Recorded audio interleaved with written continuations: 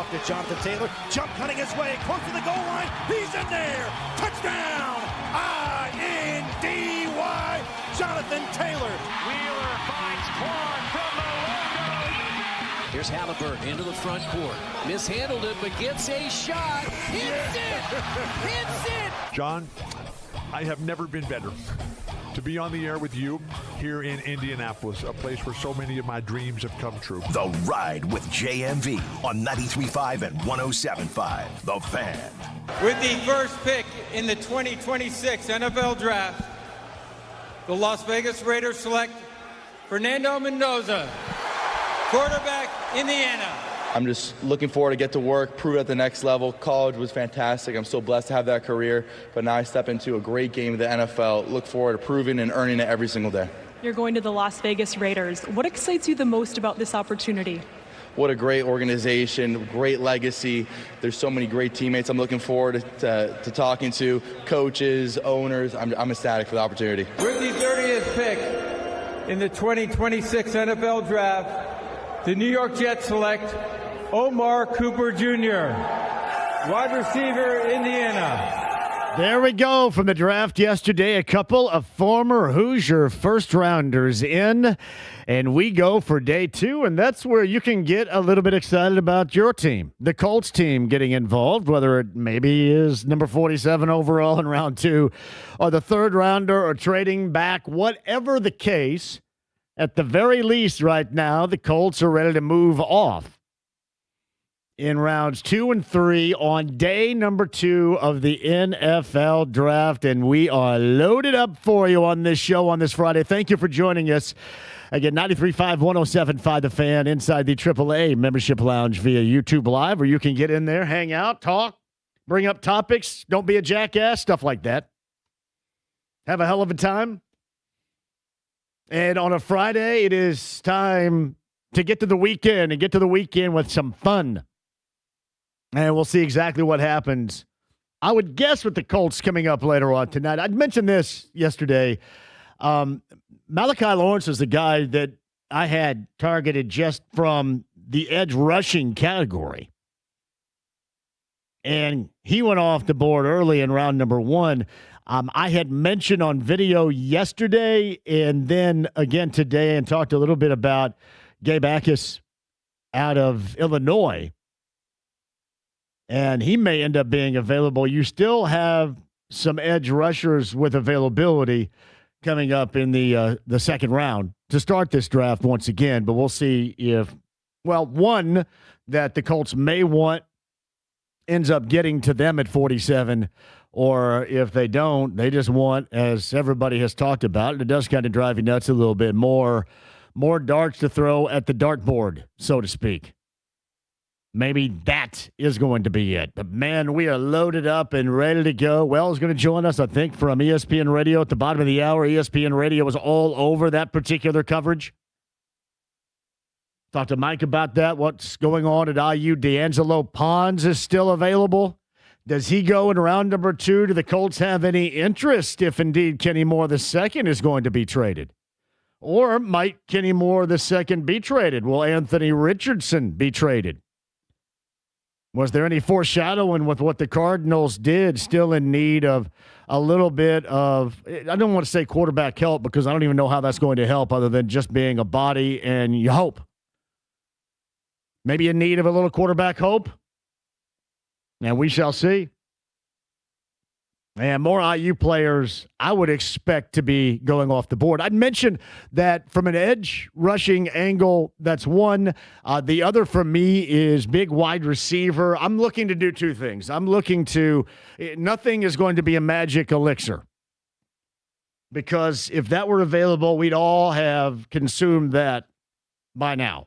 There's no magic elixir. What there is they're hard targeting the most desperate positions of need. Where do we start? And before you say, well, what about linebacker, JMV? What do they have, like 1 or 2? Isn't that a desperate need?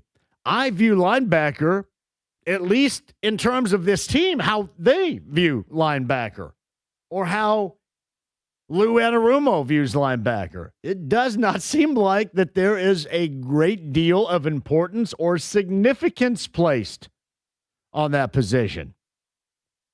So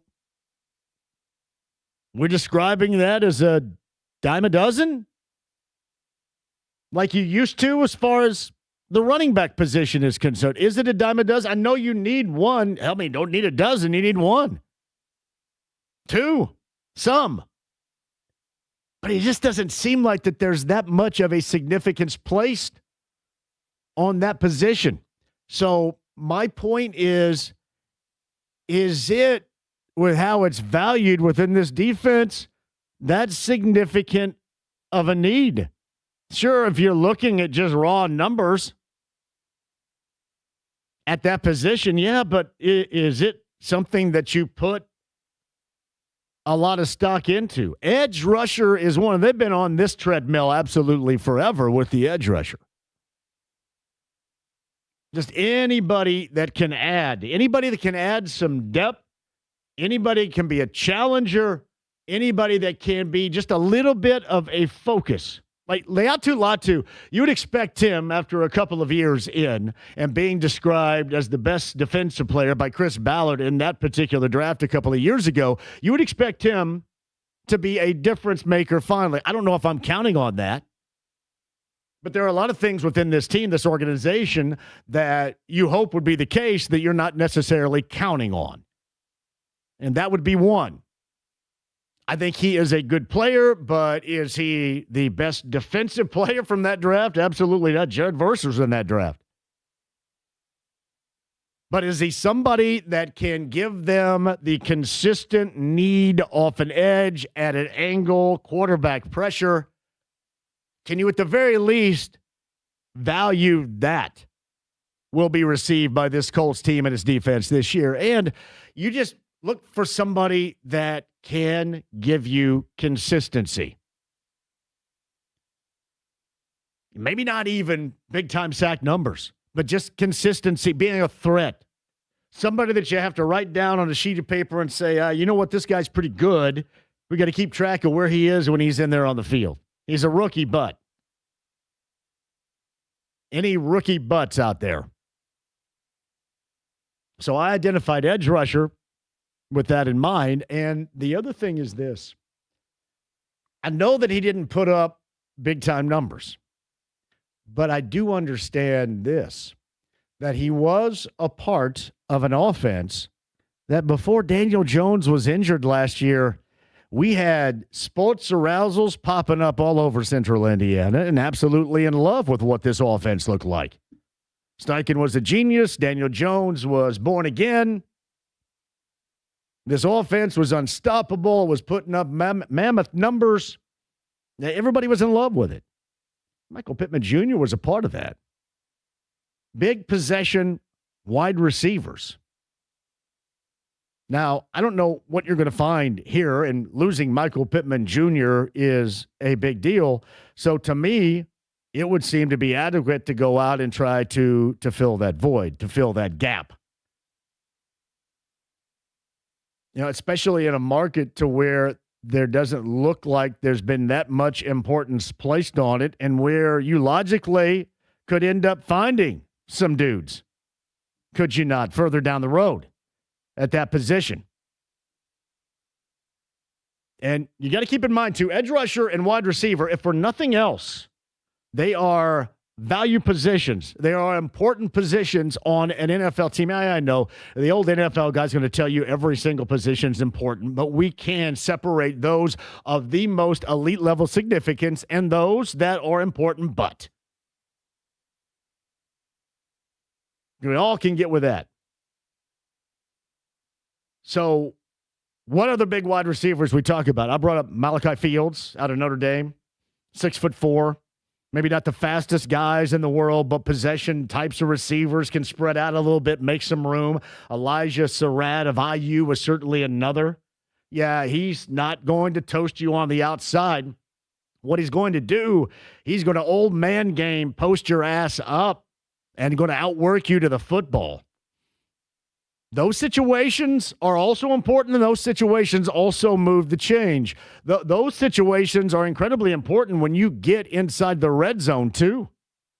It's not always having to listen. I would much rather have a team, and Alec Pierce has been that guy, much rather have a team where you don't necessarily have to throw a fade to the corner of the end zone, but you let somebody post you up, create the space, and then you throw it right there into the pocket. Elijah Surratt, IU, we saw him do that enough to make it clear he is a talent for the next level. Malachi Fields is a guy that has done that. C.J. Daniels, who's 6'2", not as big as the others, maybe just a tad bit quicker.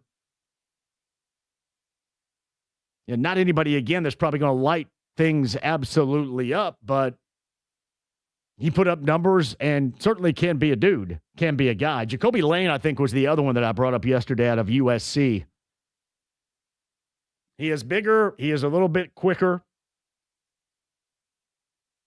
He's a guy that can go up and get it, but he can create space to go up and get it. So I look at it like this. I look at it, the prioritizing of the positions, edge rusher and wide receiver. And they may trade back to try to, again, bring in more picks and to satisfy that need. But later, especially if they believe that all these guys are pretty much in a similar box right here, which very well could be the case. Because you can even look at it with the uneducated eyeball that we possess right now and say, a lot of these guys with their numbers and their skill sets and their combine numbers or their pro day numbers, and the pro day numbers are always magnified because the one thing you're never going to, unless you're just bad and have bad guidance and leadership, you're never going to blank up a pro day.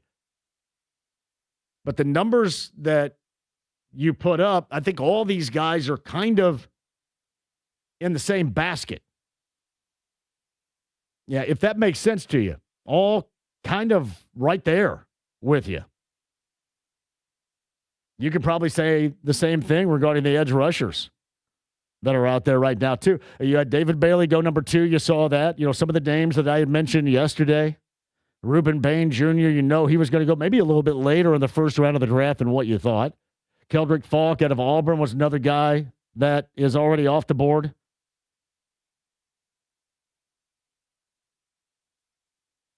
But there are certainly more that are readily available and more, I would have to guess, that the Colts will be taking a look at. But those are certainly my magnified, most important positions to find some bodies for, especially if you are all intended on drafting in rounds 3 and 4, or I should say in rounds 2 and 3 later on tonight. Zion Young was a guy from Missouri that is still on the board going into round 2. 6'6", 262.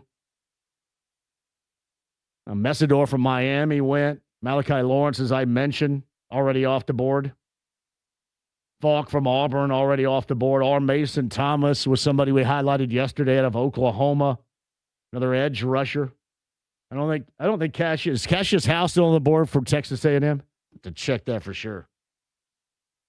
Let me look at my list right here. I believe that he's still on the board. And then Gabe Akis out of Illinois was somebody that we had talked about before the show yesterday. But all those edge rushers seem to make a little bit of sense. And the big-time wide receivers, the possession wide receivers. I would start right there. And for those of you that suggest it has to be linebacker, and maybe it will, however, it just doesn't seem like that they put a great deal of significance in that position. So my opinion is, why would you want to jack with it at that particular level? If that makes sense to you. All right, discussion on that at 239-1070. Mike Wells, ESPN Radio, bottom of the hour. Do I need to go right here? Oh, you thumbs up. Oh, I thought you were giving me, I couldn't tell. Thumbs up, bottom of the hour, not thumbs out, ready to go. Joe A. Erickson of the Star focused in on the Colts coming up at the 4 o'clock hour. First-time guest on the show at 4:30, Rob Ray. Rob Ray, formerly of the Buffalo Sabres. He does their broadcast work.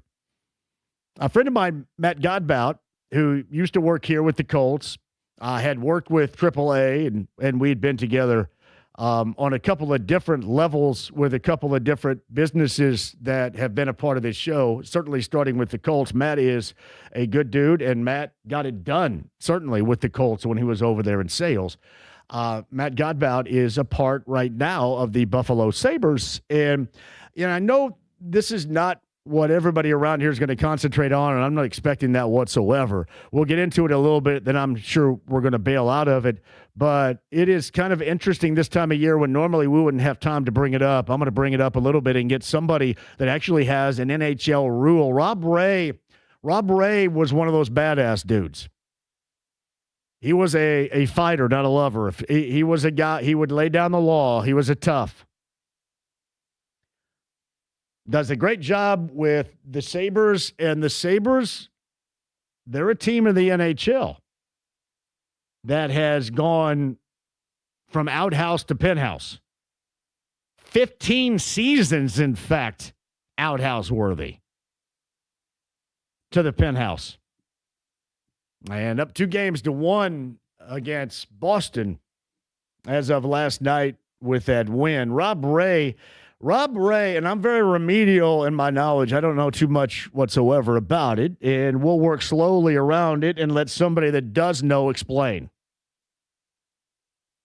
And Rob joins us coming up at 4:30 today. Voice of the Hoosiers, Don Fisher. He's going to join us coming up at the 5 o'clock hour. You had the IU spring game yesterday. You had some injured players. You had some working through it circumstances. We'll talk to Don about that. A lot of the new faces. But in this particular era, you know this to be true. Whether you win, lose, or draw, you're going to have significantly new faces every single year. And I think that IU has steadied it. They've had a lot of the familiar faces for 2 years, no doubt, and especially familiar faces that came with Curt Cignetti from James Madison. But everybody has to get used to new faces. But I will tell you this, the new faces that they had last year did quite well. One, by the way, won the Heisman.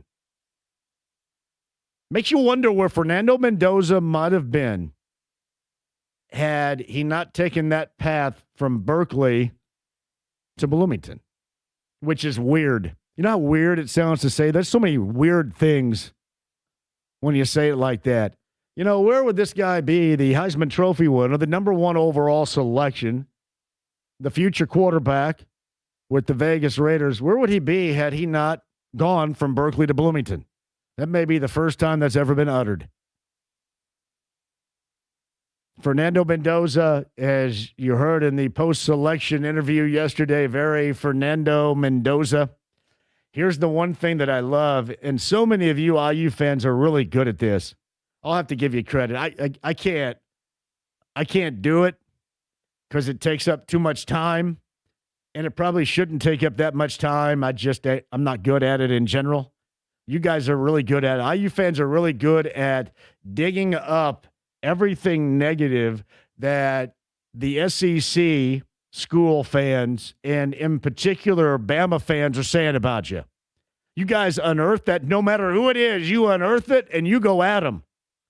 And then I'm going to give IU fans even more credit. Once you unearth it, you dig it up, you go at them no matter what it is, and then you have a massive, chaotic pile-on by IU fans. It is a massive pile-on.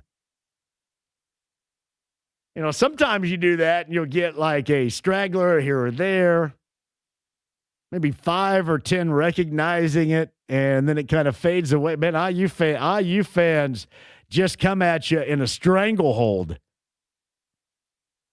It's almost like you're hunting for it. That is good damn stuff right there. Don Fisher, voice of the Hoosiers. We'll talk about that. Mendoza and Omar Cooper Jr., shout out to them. Omar Cooper Jr., a friend of the show. I am very happy for him. And cannot wait later on tonight to see where inevitably D'Angelo Pons ends up. and what ultimately happens as well. Dylan Thieneman out of Westfield, Indiana, going to some place that seems to be very Gary Fensick, Doug Plankish perfect. Don't get me wrong. He is more of an athletic playmaker than those guys were, but give credit where credit is due. Those were two of the all-time greatest safeties in a Chicago Bears uniform.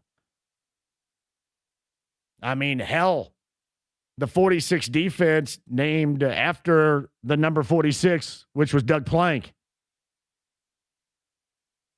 Gary Fensick was the hitman. He was Mr. Clean, but they call him the hitman. Don't know what they mean. The Super Bowl shuffle. The late Dave Duerson was an outstanding safety from Ball State in his time with the Bears. The Bears, especially going back to that era, had some outstanding safety play. But certainly those are the two right there at the top of the list. I'll tell you another safety that never materialized, and he would have had he not sat out the 1985 season. You guys as Bear fans remember, in 1984, there was one of the most vicious hits, really in any NFL game, but certainly an NFL playoff game of all time, RFK Stadium in D.C. Todd Bell on Joe Washington. Joe Washington out of the backfield takes a pass from Joe Theismann and gets leveled in a way where Todd Bell would have never, ever, ever played a game, anything again. Never been involved in this era of the NFL, because when they say he got a body, what do they say? He got a body? What is the young man, the young dude on the internet, social media? He grabbed a body, got a body, something weird. James, this is supposed to be your category right here with social media lingo, younger generational lingo, and you're coming up empty on that? I can't count on it. I've never even heard of that. See, look, it's a damn good thing you guys have. He caught a body is what it's called. He caught a body. He seriously caught a body. Todd Bell and Al Harris, who was a linebacker back then, sat out in contractual disputes. The 85 season, it didn't matter, but they sat out and it was over. Todd Bell was one of the most vicious hitters of that era that's most commonly forgotten about.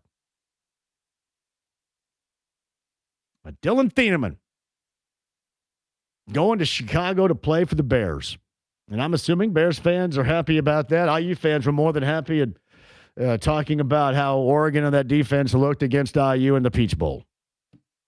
And now that Oregon defense looked against IU and Eugene. You had a couple of different times you got a little payback from the former Boilermaker and Westfield Shamrock. But shout out to Dylan Thieneman. Round number 1 to the Bears. All right, quick break. We'll come back. Wells at the bottom of the hour. Mike Brown in the NBA, the head coach of the Knicks, is so in line to get fired. What have I told you? Tom Thibodeau may have a shelf life, but you're not going to get stuff like this to happen. Like, you go from hardcore to nice.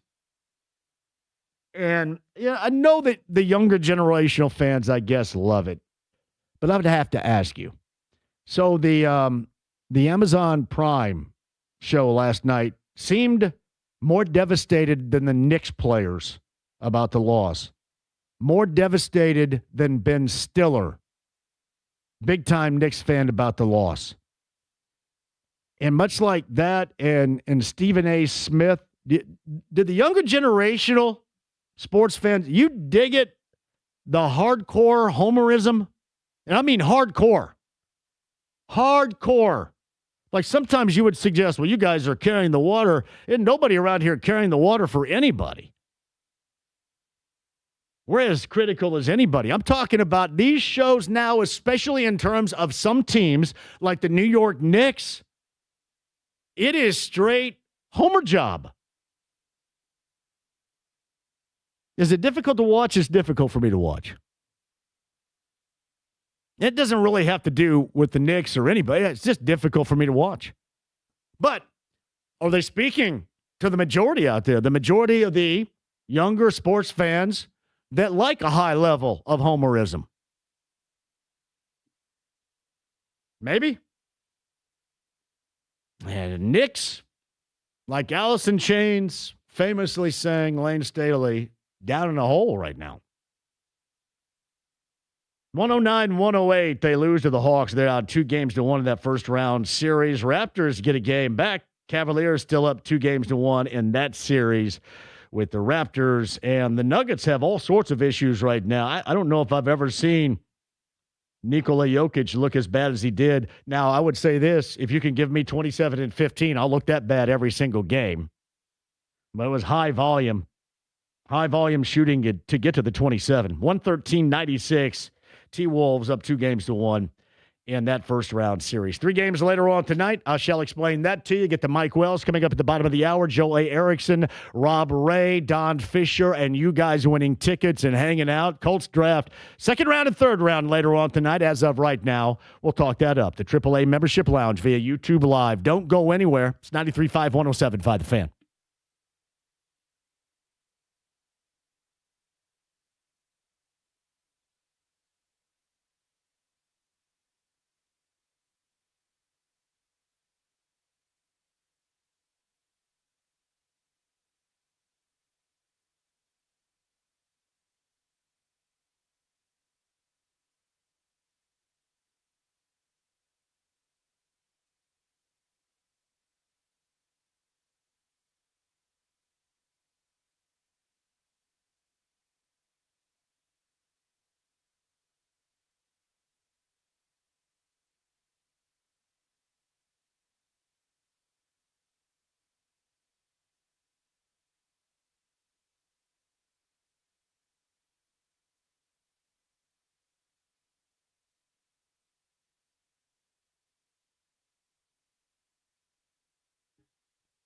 Hey, John here for Andy Moore Buick GMC, 131st State Road 37. That's in Fishers. Eric Wilson is going to direct you to the savings right now with the iconic name Buick. And Buick has the SUV deals going on, including the outstanding Buick Enclave. Have you checked that out before? And you can find this in different styles, too. One model, so many different styles, and something to suit you and your checkbook, your bank account, especially going on right now with the great deals on Buick, all at one place. Tell them I sent you. That's Eric Wilson, my friend Rob, and Andy Moore, Buick GMC, the absolute best, 131st State Road 37 in Fishers.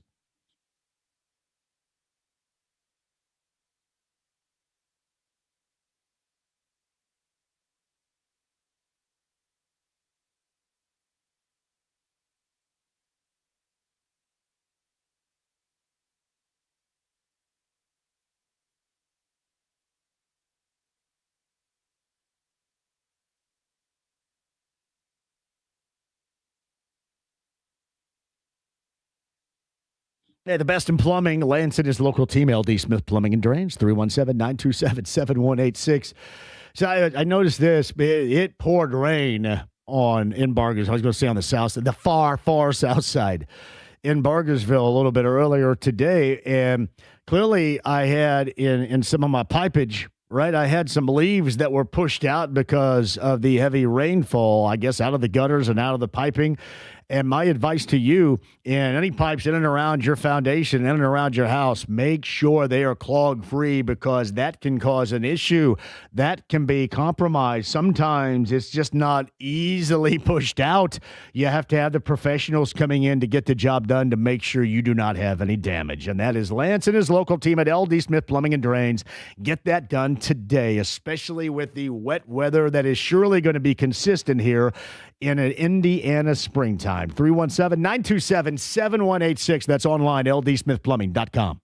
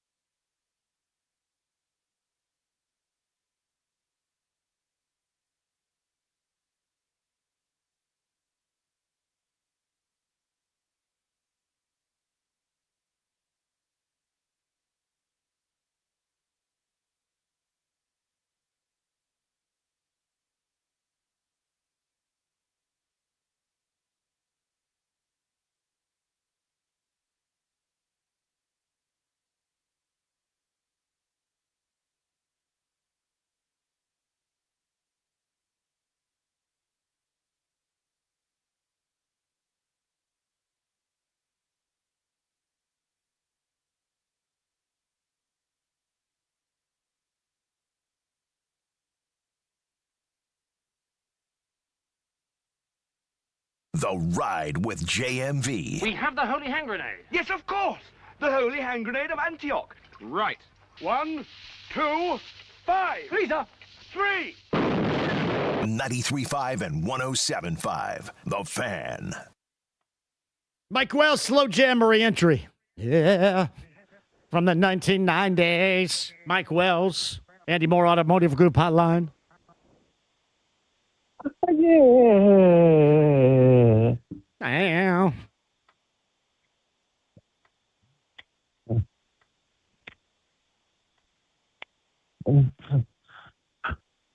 Amazing how you knocked me off my feet. Yeah. And then around me, I get weak. Nobody ever made me feel this way.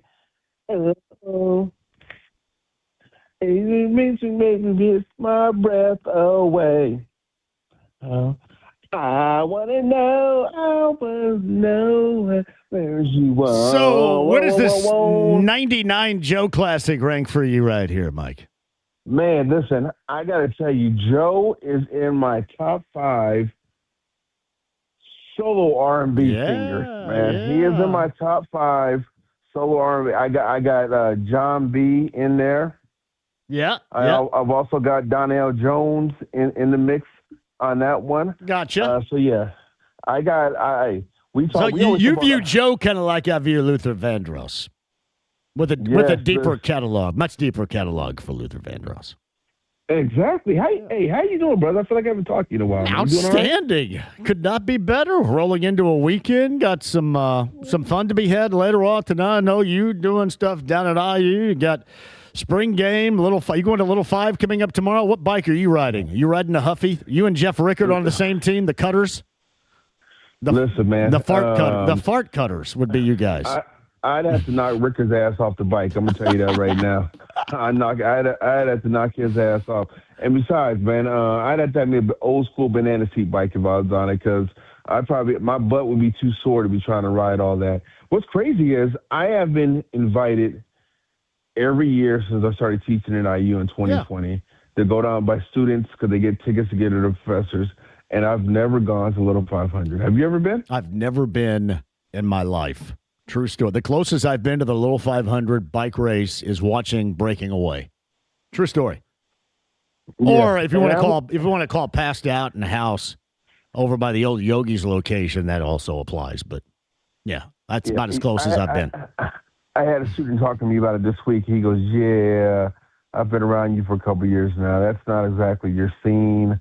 You avoid us college students outside the classroom." I'm like, yeah, I'm not trying to see a bunch of liquored up college students tumbling and fumbling their way around the track the whole time over there by the soccer field. I had some of my most glorious moments of the 90s did take place. Yeah, I was fortunate because a couple of those weekends for Little 5, it's always kind of a crapshoot the type of weekend you're going to get this time of year. But when it is nice, it is glorious. And I was down there for a Mellon camp and Henry Lee's show once. And I spent a couple of different times, even while at Indiana State, a couple of different times.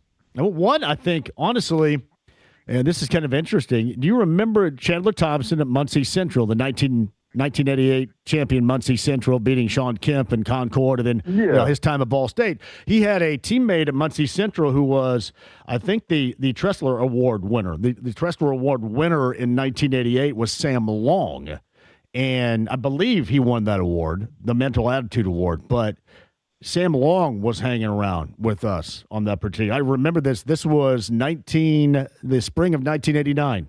Sam Long, shout out right there.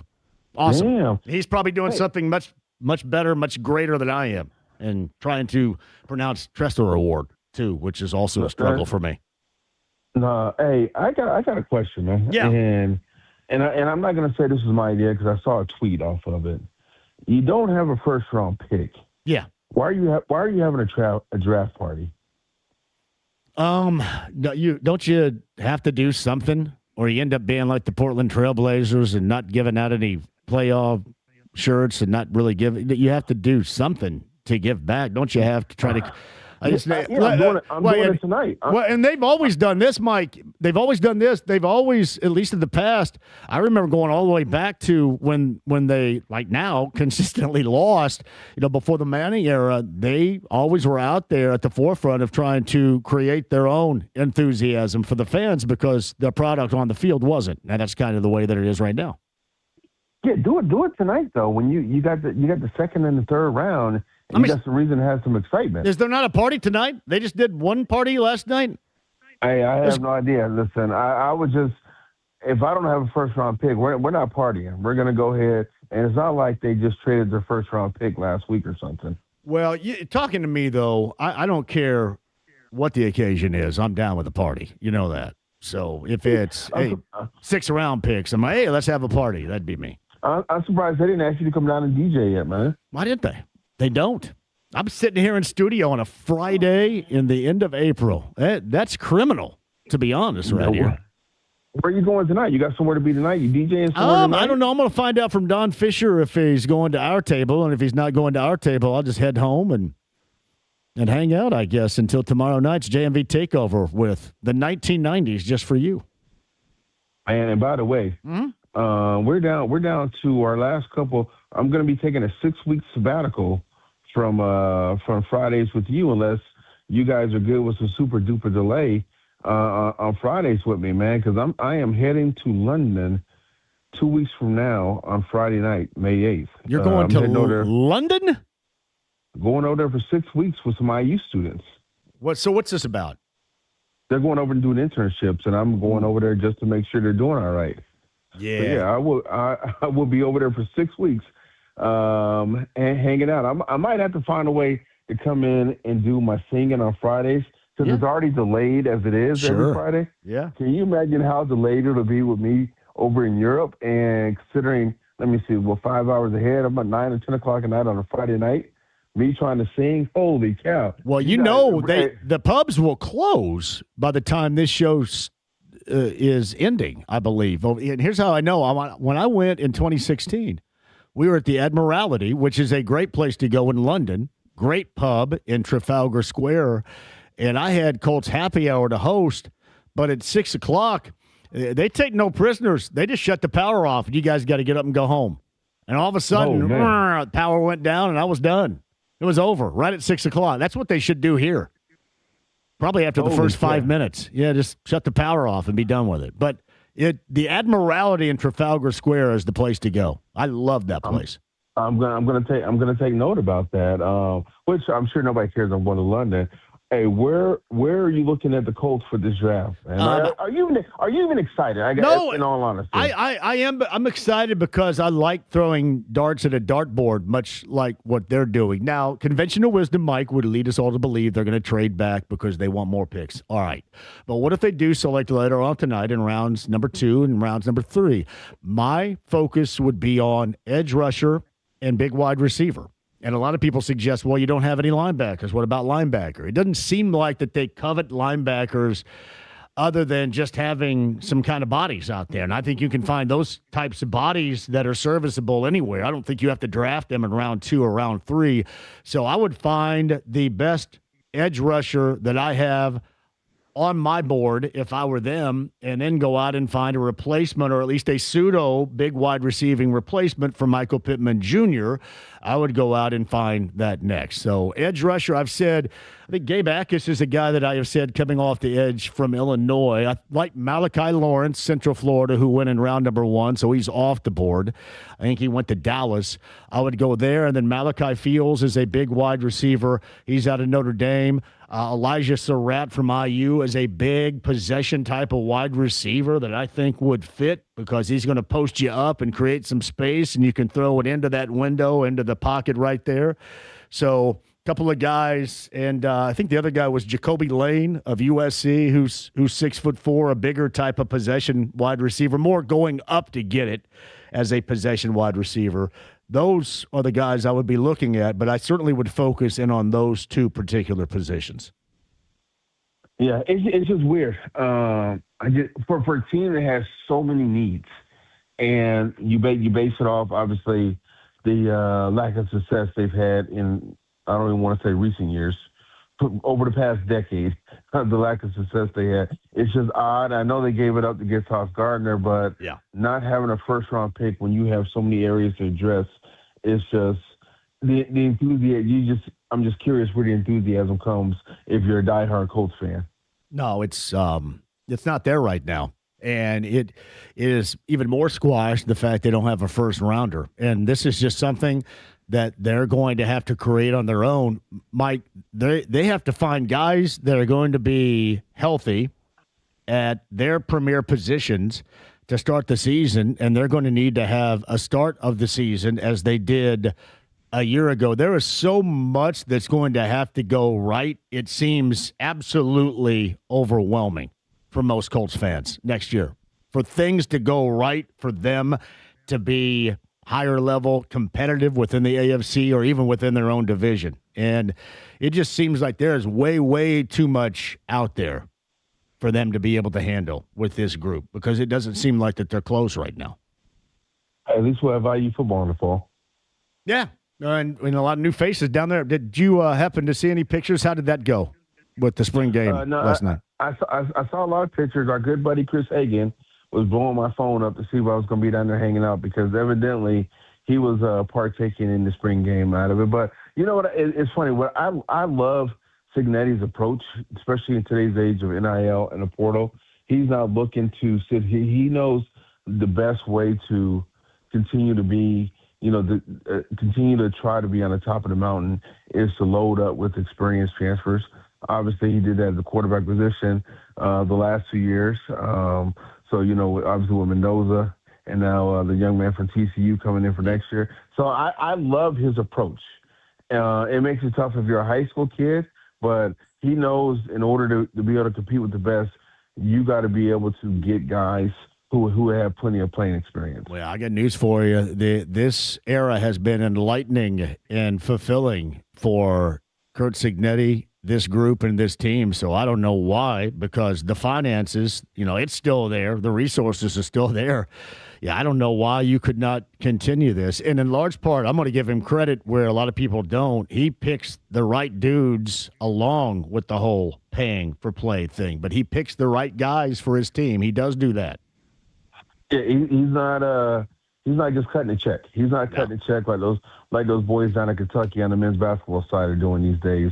But yeah, no, it is a very wise he's making wise financial decisions for the program, and it's good. It's good to see. Hopefully that train keeps on going down there and down on your side of the neck of the woods in southern Indiana. Yes, sir. All right, well, hey, tell everybody over that said hello, and we'll catch up with you either before you go to London or when you're there or when you get back, whatever you want to do.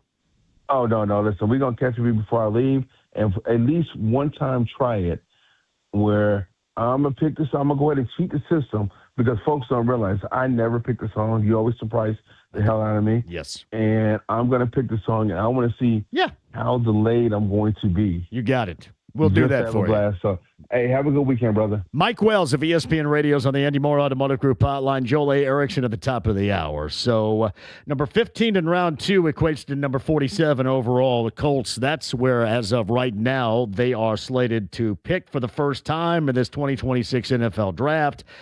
Number 14 in round 3 is number 78 overall. That would be up next. Both of those come later on tonight. We got you covered. What time do things start right here, James? Let's take it to a break right here. Is it 7 o'clock? 7 o'clock. 7 o'clock, and that's Matt Taylor, Casey Valier, Charles Arbuckle, and Rick Venturi coming up later on tonight. Your Colts draft coverage when it gets started on day number 2. Later on tonight begins right here at 7 o'clock. Don't go anywhere. More to come, including Rob Ray, voice of the Hoosiers, Don Fisher, you and I, some you and I in time on the other side. 93.5, 107.5 The Fan.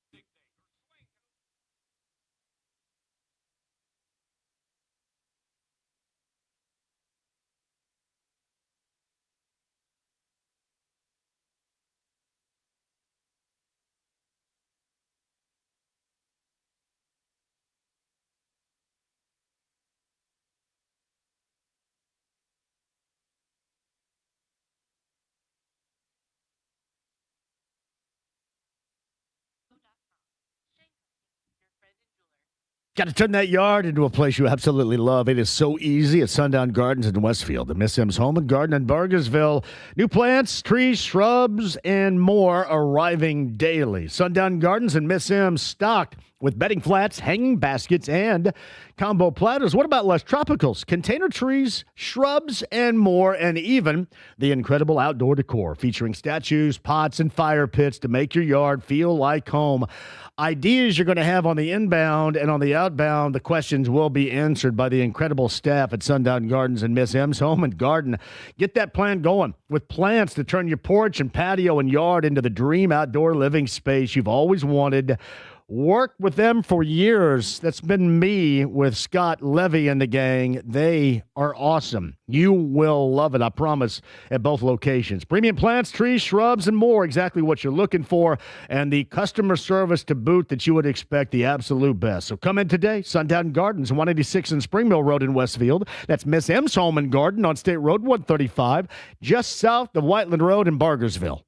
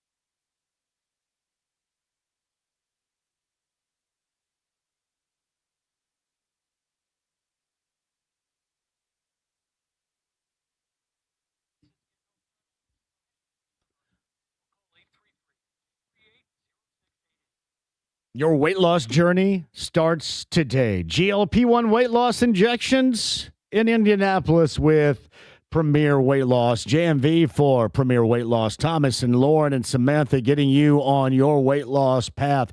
You can start today and feel great, be more healthy, and look terrific by the time the summer rolls around. If that's what you're looking for, that's exactly what they can provide. And I will tell you this, if you work alongside, which you can, the weekly injections, you will see an expedited results period too. It works.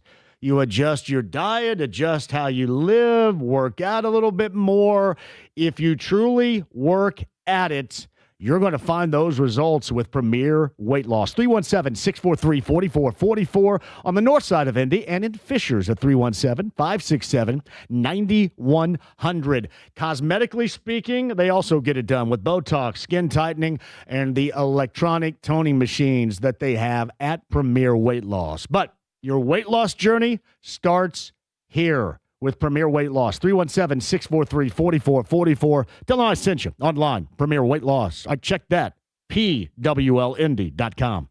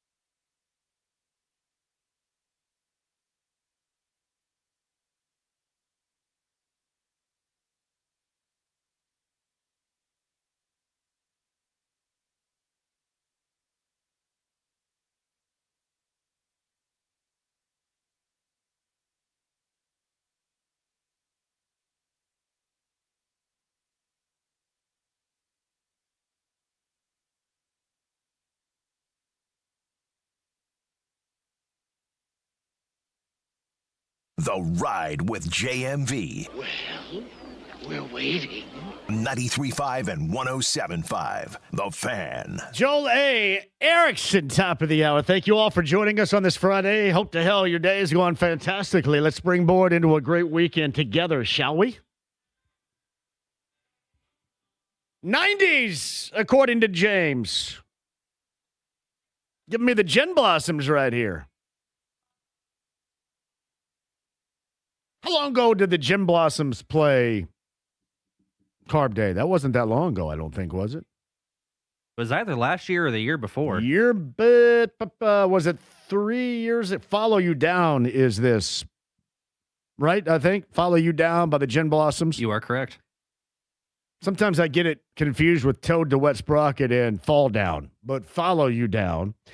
I want to say the year before last was Bryan Adams. Last year was Bret Michaels. So are we going 3 years ago?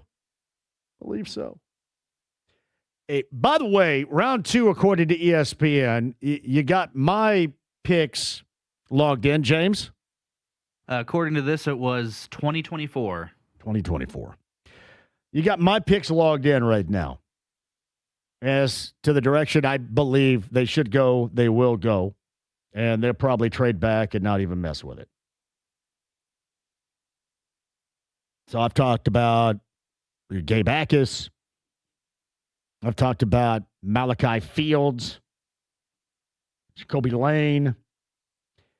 47 overall. ESPN's prediction is C.J. Allen, linebacker of Georgia, losing Zaire Franklin in free agency.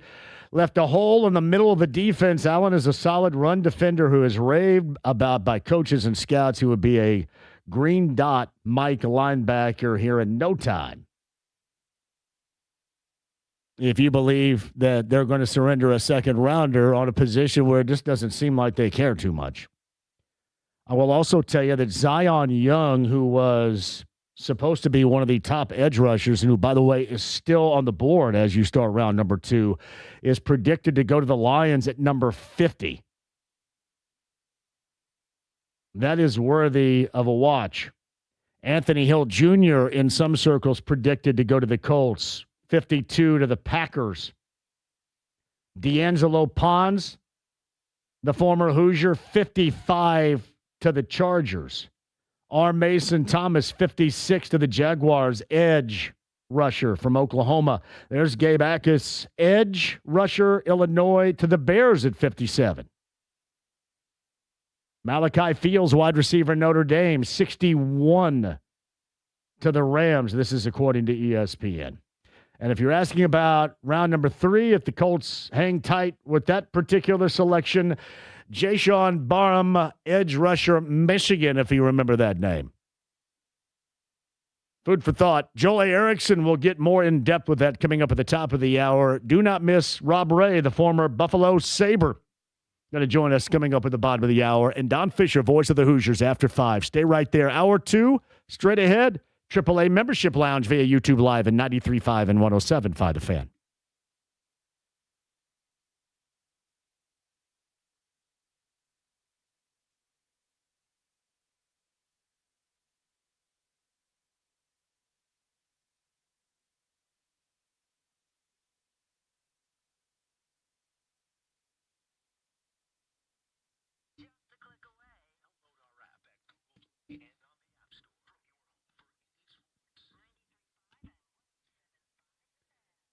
Johnny for the District Tap. The District Tap, you've got them. Couple of locations, Northside Clearwater Crossing and in downtown Indianapolis, just a block away from the field house. So whatever's going on at the field house, really whatever's going on downtown, you know you're going to get the damn good food, the happy hour specials, the TVs everywhere. And especially this time of year, it's sensory overload with all the sports that's going on. Even if your favorite team, the Pacers, aren't involved, you'll want to eyeball absolutely everything, including the draft. You'll be able to do that with TV strategically placed everywhere at the District Tap, downtown location, and at Clearwater Crossing on the north side. The damn good food, the happy hour specials, the event space, the live music on the weekends. It is an all-encompassing, enjoyable experience. Entertainment, great food, great beverage.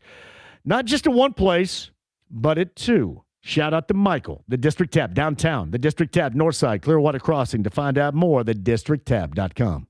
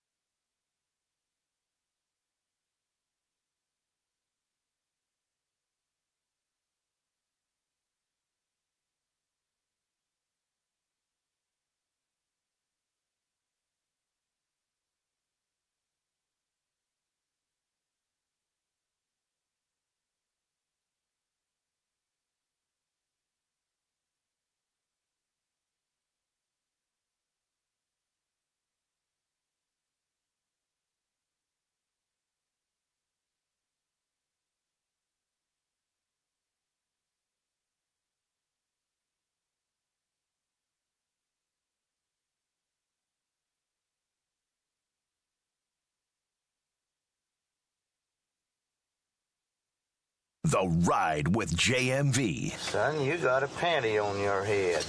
You drive fast, eh? 93.5 and 107.5. The Fan. John is here. The Offspring here. Nothing but the 90s tomorrow night. Actually, we do more than the 90s. It's the way that it is. 6 hours of all request. It is the JMV takeover, and likely this song, classic for the 90s, will be played. B105.7. Amazon Prime for the 3 NBA games later on tonight. Hallelujah. My God, I tell you what, the show after the Knicks game on Amazon Prime was, I guess, is that what you guys like? The younger generational dudes out there just dig on the blatant homerism? Weird. I've never seen more than a handful of so-called professional broadcasters get more butthurt after a Knicks game. And believe me, around here, we've seen that a lot. There's a lot of evidence around here to the butthurtedness of it. Celtics, Sixers, Lakers, Rockets, Spurs, Blazers, all game threes. And all will be delivered directly to your door by your Amazon Drive or Amazon Prime for that coming up later on tonight. Hey, I didn't want to correct this, a little jackassery from the host right here. And I've always made this mistake, and I have no idea why. Actually, I do, because I've got a little tiny brain. So this little tiny brain always associates the late Dave Duerson with Muncie, Indiana, where he played in high school, but not collegiately at Notre Dame, where he played in college. So my bad on the late Dave Duerson from Muncie, did not attend Ball State. And you know what? I've been told that, and I've known that, but I always say Ball. I have no idea why, other than the little tiny brain effect. My bad on the jackassery right there. All right, we'll see if the Colts roll off later on tonight. Your coverage begins with Matt Taylor, Casey Valier, Charles Arbuckle, and Rick Venturi coming up at 7 o'clock later on tonight. Number 15 in round 2, that equates to number 47 overall, and number 14 round 3, number 78 overall. That would be the night in a nutshell if no movement is made for the Colts getting underway in the 2026 NFL Draft. And joining us to talk about that on the Andy Moore Automotive Group hotline, not unhappy at all to join a man with such a little tiny brain. Joel A. Erickson of the Stars with us. Hello, Joel. How are you? I'm doing good, John. How are you doing? I'm fantastic. Thank you very much. Let's get this bad boy started. All right. The first thing I want you to dismiss, and I'm quite sure that you will, is I don't believe it to be necessary to utilize one of these initial selections wherever the hell this may end up being for the Colts at linebacker, because to me, I don't think that they care enough about the linebacker position not to find something that's adequate enough for them and Lou Anarumo someplace else, maybe a former Bengal again or something. I would not put stock in it. What say you? I think if they take a linebacker, it's going to be because tonight, I think it's going to be because they really believe in that guy. The way that they believed in Leonard or Okereke when they took those guys. But I agree with you. The way Lou Anarumo has talked about playing defense seems to minimize linebacker a little bit. And I also think, at the owners' meetings, Chris Ballard said he thinks this is a deep class at the top and all the way through, and that's usually code for I think there's some pretty good players in the later rounds. And so unless it's a guy that they think is special, I'm kind of with you. I think it's possible that we don't see a linebacker go off today. So it's interesting, too, because, there are high-quality linebackers that at least as we sit here and talk right now, Joel, will be, I guess, available coming up when they select at number 47 overall. The edge rusher is a little bit different, and I'm prioritizing the first two selections, again, wherever this may be, as an edge rusher that they absolutely believe in, and maybe it's not the same one that I believe in, but what they believe in, and possession wide receiver, because you need to add a little something more to a position that clearly has not had enough, even with the evolution of Leatu Latu. And when you dealt away Michael Pittman Jr., that left a hole that, even though he didn't put up massive numbers, I think at some point with the offense, if you have the expectations of it being the same with a healthy Daniel Jones and Alec Pierce as it was the first part of last year, you have to find that possession receiver, bigger receiver someplace. So I prioritize that with those first two selections, wherever they may be. Would you agree? I have a sneaking suspicion that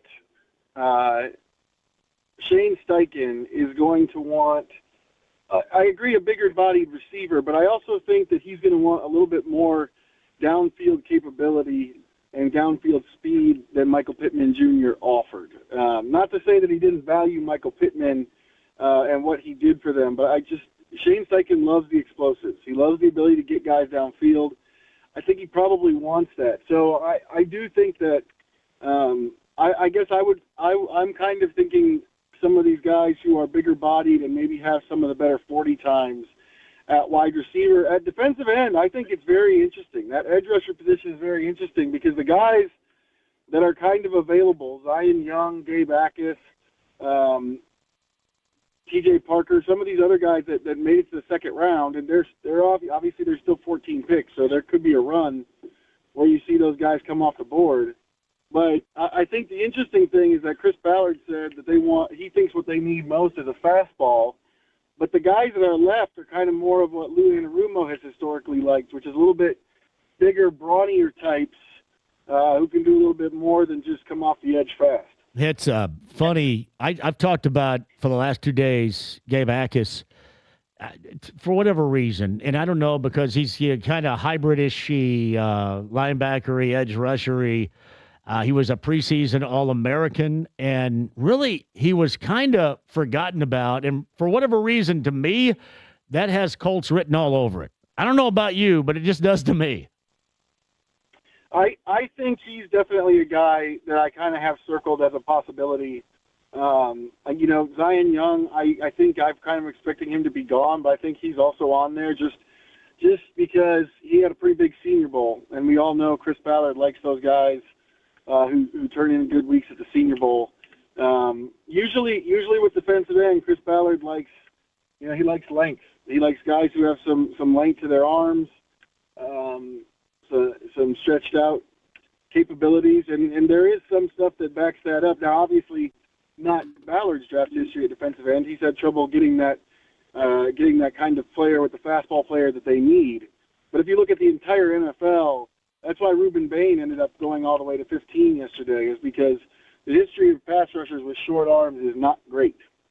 It's funny, too. Joel A. Erickson of the Star joins us. The last time I laugh about that because I watched Reuben Bain Jr. just roll over everybody's hands. I mean, they didn't win a national title, but there's nobody that he looked ideal for the NFL collegiately. I know, and I'm really interested in how his career goes, just because there's a part of me that thinks that he's going to be the outlier. His arms are less than 31 inches. That's generally very, very, very small compared to most pass rushers. But I saw the same thing you did. Every time I flipped on Miami, he looked unblockable. And, there are these outliers with some of the physical testing stuff. Aaron Donald is an extreme example, but that was a guy that he lasted into the same type of area of the first round because he was shorter and slighter, and people were worried about his size, and then he was one of the best defensive tackles in the history of the NFL. So I'm with you. What I saw from Reuben Bain looked like a top 5 pick, not the 15th pick. And I'm very curious to see if he's the guy that bucks some of that history, because there's always outliers. There's always outliers with every that stuff is informative, but there's always outliers with all of those measurements and stuff. It's Joel A. Erickson of the Star covering the Colts draft as it officially gets underway for them later on tonight. We believe we'll find out exactly how they execute a plan later on this evening on night number 2 of the 2026 NFL Draft. Joel's on the Andy Moore Automotive Group hotline. I'll give you a great example. I was looking at the ESPN predictions for round 2. They have Zion Young going 50. For, let's just say, hypothetically speaking, this is accurate, or this is what the Colts would be looking at. Would you think there's any way, shape, or form they would let him slide by 47 if he were available still? I think he seems like the kind of guy that they would like. But, we also saw during the Pierce draft, when Alec Pierce was drafted, they traded back and still got him. And so you've kind of alluded to it by saying we don't know exactly when they'll make their picks, but I kind of have that in my head too as we get ready for tonight, wondering, what if, because there's roughly 5-ish linebackers right now, and maybe 5-ish defensive ends that people think are, second-round types, and that's 10 players for 15 picks. Feels like there's a good chance that there's 3 or 4 of those guys available when the Colts pick. Do they try to slide back a couple of picks, the way the Niners did yesterday when they slid back 3 picks twice? Joel, R. Mason Thomas is an edge out of Oklahoma. He may still be on the board. We mentioned Akis out of Illinois, who still may be there when the Colts go as well. Here's another somewhat curveball. D'Angelo Pons and the possibility of a Kenny Moore II replacement. And you can play off of this as well. Will we see any movement regarding Kenny Moore II or Anthony Richardson at any point during this draft? So a 2-pronged question for you right there, and it also involving a former Hoosier at corner in D'Angelo Pons. I kind of think it's likely that we see both of those guys, but I think we see it tomorrow. After some teams miss out on players like D'Angelo Pons at nickel. Because Kenny to me, if you're trading for Kenny Moore, I think that that's the kind of move that you make if you're a playoff team. You believe that you're going to be in the playoffs. You want a nickel who's going to make plays out of there. I think that's the move you make for a guy of his age, his salary, and his resume. I think that he's kind of a contending type, but maybe you go into this second day thinking, well, I can get my nickel in Pons. I love Pons. I love watching D'Angelo Pons play. There are the ball skills and the way he's always around the football remind me a lot of Kenny Moore. So I think it's possible, but they also, if Mooney Ward and Sauce Gardner, if they're planning on both of them starting, I know they want to get Justin Wally on the field, and that slot position is kind of earmarked for him, I would think. So, I wouldn't necessarily be surprised if that's the pick. I think there's some reason to think that maybe that wouldn't happen. Yeah, it's Anthony Richardson, and listen, we all kind of cobbled together our own little theories here, and you watched Arizona last night, go after arguably the best athlete in the draft and draft there, but an offensive line that's still not there, and still huge question marks at quarterback, and we're trying to logically, I guess, somewhat find a landing spot for Anthony Richardson. Would Arizona seem like that even more so after watching the first round of the draft to you last night? Arizona, Green Bay, Pittsburgh. Pittsburgh, like a team like Pittsburgh, I know other people have said this, but why not? Just with what they've got at the quarterback position right now, like why not take a chance with a late round pick? Arizona could fall in that too. I do think he gets moved.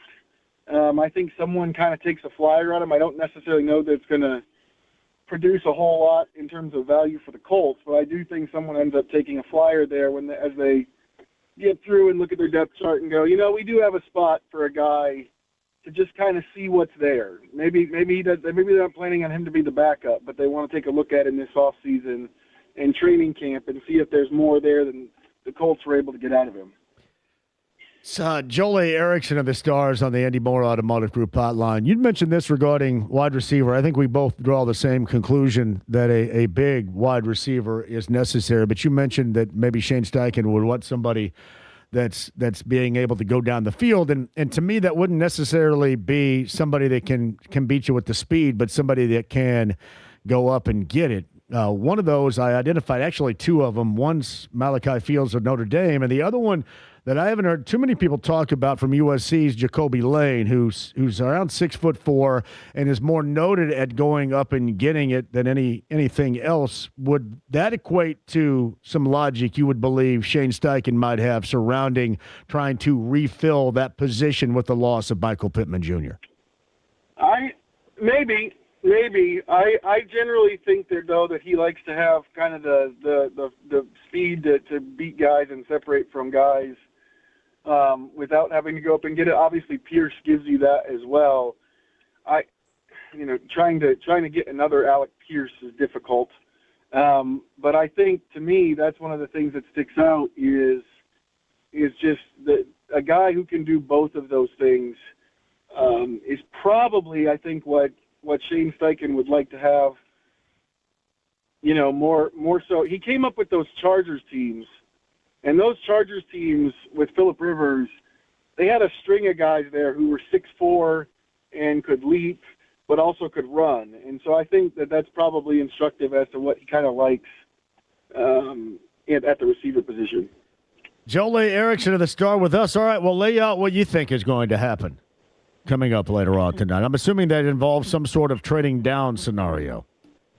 Well, I think I was looking at it last night, and I thought that the first round kind of went as expected. Maybe the only one that is a surprise coming off is Malachi Lawrence going to the Cowboys. That's kind of a toolsy guy that fits kind of the early Ballard picks at defensive end, but he's obviously gone now. So I think maybe I'm thinking that they're going to have a choice there where they have a couple of those players. They can look at defensive end. They can look at linebacker. There's some safeties in that range. There's wide receivers throughout this draft. So I think there's going to be a cloud there. And I do think they're going to look to move back and maybe get some picks. He's kind of been saying that all offseason, even going all the way back to the combine, that they want a few more picks in this draft. And honestly, of course they do. They've let a lot of guys move on or actively traded a lot of guys, and they haven't necessarily replaced all those spots on the roster. I can see why they want more picks. Now, will they at some point address running back? because that is even more thin outside of their superstar, even more thin than the linebacker position. I think they should. I think it's probably going to be later on, obviously, in the draft is when I would, I think that's more of a tomorrow than tonight. But I do think they should. Jonathan Taylor's headed into the last year of his deal, I believe, and he's a guy that he's kind of moved past those ankle injuries and been pretty durable the last 2 years. But it's running back. And it's hard to count on anybody being healthy for the entire season at running back. And I've thought for a while that they needed to have a little bit more of a change of pace, just to maybe take some of the. I know why they keep Taylor on the field, because you feel like any carry he has could go the distance if he just gets the right seam, but you also want to keep him healthy, keep him fresh, and if they had the right player, if they had a player who maybe had some of that home run ability, maybe they'd be more likely to give him a breather every once in a while. Joel, are they comfortable with how DeForest Buckner's going to fully recover from this next situation? And you say the same. Are they comfortable with what they believe they're going to get from Mooney Ward in the all-in mentality this year? Are those both places where they find comfort with the personnel on their team? Well, I think that you can already see they've got some depth at corner behind Mooney Ward. Like Cam Taylor-Britt is a low-cost, kind of high upside play as a guy who's been an outside corner, a number one outside corner for Anarumo in his defense before, and that provides some insurance. They've got Wally coming back. They've got all the guys that played most of the snaps last year, so you can kind of see that they've already built the depth up at that position in case something happens. Defensive tackle, you can kind of see the same thing. They traded for Colby Wooden. They've got Adetomiwa Adebawore coming back. They've added a couple of other rotational type veterans who are probably going to be battling for roster spots. But just in terms of numbers, I mean, it'd be really hard to have two DeForest Buckners on your roster. If you did, you'd feel pretty good. But it just in terms of the numbers at both spots, both defensive tackle and cornerback, I think what they've done so far tells you that they're, hedging a little bit, and they understand that some of that injury history for both players is a little bit concerning. And closing here, is your expectation that they end up signing some sort of quarterback veteran presence for this team, considering the rehab and coming back of Daniel Jones and having Riley Leonard right there, and then the whole want to be out and traded of Anthony Richardson? Is that an expectation you have? I'm kind of thinking that you might see a quarterback draft pick tomorrow, kind of along the Riley Leonard, Sam Ellinger lines. I think Leonard really surprised the Colts with the way he played in that season finale. Not just from the standpoint of his smarts and knowing where to go with the football, but also with the improvements he made physically. Chris Ballard was raving at the owners' meetings about the way he'd changed his throwing motion and revamped his throwing motion to be a better thrower of the football. And so I think the odds-on favorite for me right now is Riley Leonard in that spot, and then maybe they add another draft pick for that number 3 emergency role. All right, here we go. Later on tonight, we'll find out exactly what happens, then we'll break it all down for you. Joel A. Eriks has got you covered from the start. Are they having a draft party tonight? Do you know over there? I am not sure. There was definitely one last night. Yeah, I didn't know if they were having one for round. It was weird you have one and they don't select, I guess, a little bit, but whatever. Yeah, there was definitely one last night. I don't actually know. I probably should have read an email a little closer to make sure if I knew if they were having a draft party over there. But there was definitely one last night. All right, I'm writing down right here. Joel A. Erickson said it. Expect the Colts this weekend to draft Carson Beck, the former Miami Hurricanes quarterback. I got you penciled in for that this weekend. You like it? I don't know about Beck. Does he move well enough for them? Somebody's probably going to take him before they do it. Yeah. So, which is, I guess. Yeah. How about that Ty Simpson pick? I didn't see that coming. I didn't. Well, I don't know if Sean McVay saw that coming. Did he? Did they? I don't know. I don't know if everybody in the organization was fully on the same page right there. I saw the press conference you're talking about. That was as subdued a press conference as you could possibly have. He goes, "Hey, what are we doing here?" And McVay had to go explain that to Matthew Stafford. Hey, you're not being replaced. This is the future right here. So it was weird. It sounded like that was like a Dan Orlovsky making an organizational move for the Rams last night. It was. I mean, you understand it with Stafford having the back issues. It does seem like those are significant. Yeah. But man, I watched that press conference last night after I saw some people saying how subdued it was, and then when I went back and watched it, I was like, I was, It seemed like they were talking more about a 6th-round pick than a 1st-round pick. If you want to, Chris Ballard kind of always does it with their top pick, like, hey, don't put everything on this guy. If you want him to not put everything on this guy, that's how you do it. The way McVay did last night, where it's like, yeah, he's here. We got a guy. Wow. He's a pick, and we're gonna just see where it goes. He looked like he was a bit surprised. That is Joel Erickson of the Star. He's got you covered later on tonight with the Colts in day number 2 of the draft, and expected with 2nd and 3rd rounders as of right now to be drafting in this 2026 NFL draft. Joel, I appreciate it, man. Have a great weekend. You bet. We'll see you. Joel Erickson of the Star on the Andy Moore Automotive Group hotline. A first-timer on the show next, the former Buffalo Sabre, part of the broadcast network. For them, they are into the NHL Stanley Cup playoffs against the Boston Bruins. Rob Ray, there's a rule, by the way, a Rob Ray rule. Rob's scheduled to join us coming up next. 93.5, 107.5 The Fan.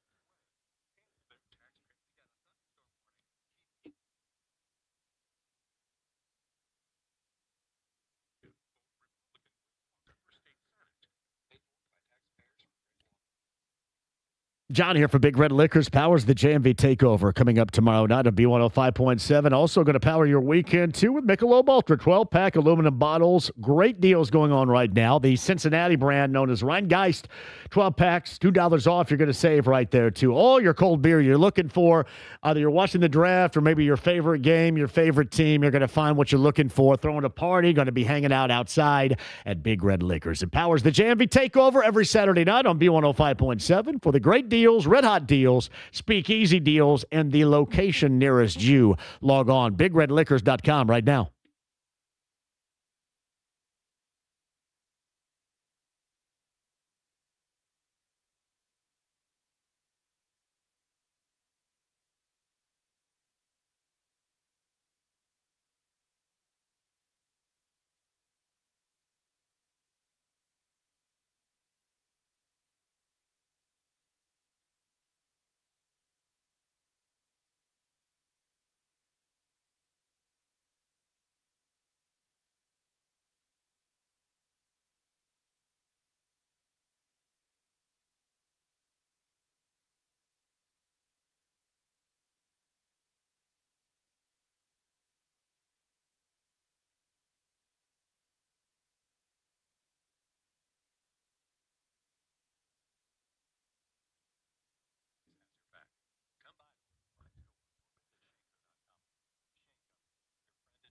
Hey, shout out to my guy Ron, who was out there to service my cooling unit a little bit earlier today with Love Heating and Air, a Heil dealer at 317-353-2141. Ron is also a big-time listener to the show. What a great dude and what a great place with John and Chris Love and techs just like Ron that are elite to make sure you're going to be cool and comfortable. Get your system checked up today.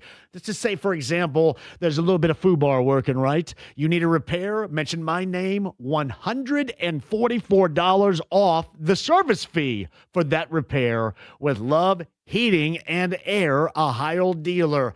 Ask for Ron today, and a shout out to Kendra and John and Chris Love at Love Heating and Air, a Heil dealer. Remember, any repair, $144 off the service fee if you mention my name at 317-353-2141. Online, love-hvac.com today.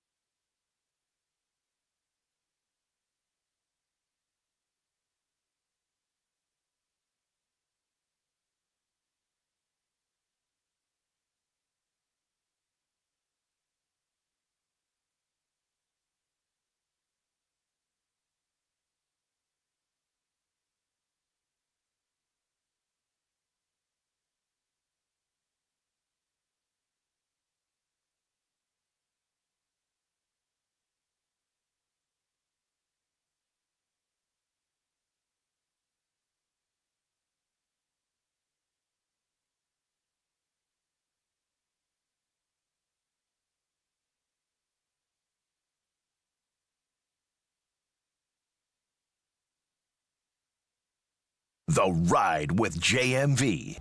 It's called Sex Panther by Odeon. It's illegal in 9 countries. It's quite pungent. It stings the nostrils.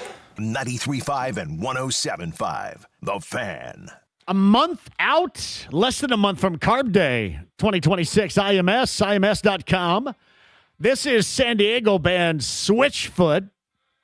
Switchfoot will open up for Adam Duritz and Counting Crows.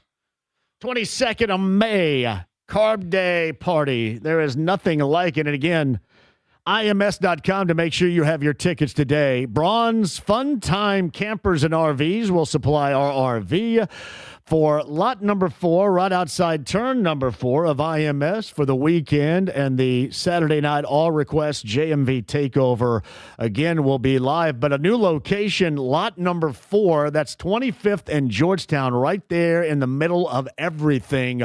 All race weekend long, and the all request Saturday night JMV takeover on B105.7. By the way, a severe thunderstorm warning, I think, has been issued for the area. We'll keep track of that. Colts draft later on tonight. Coverage starts at 7 o'clock with voice of the Colts, Matt Taylor, Casey Valier, Charles Arbuckle, and Rick Venturi have you as of right now. Number 47 overall in round 2 and number 78 in round number 3.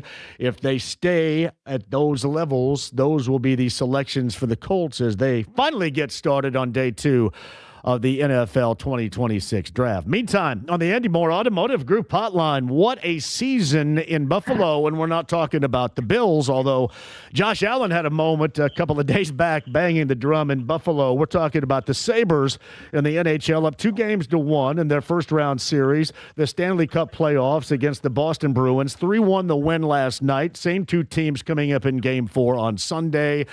And I know this guy really well, at least by his stats and his play in the NHL. He's a part of the Sabres broadcast network. Rob Ray, kind enough to join us this afternoon on the show here in Indy. Rob, thank you so much for the time. How are you? No problem. Absolutely excited to be on. And, yeah, they're sitting in Boston here. I'm looking for things to do. You and Eddie Olczyk have taught us a lot around here regarding hockey and the NHL, and I cannot thank you guys enough because we're not an NHL town, but you will find a lot of folks that really dig the game, especially this time of year around here, Rob.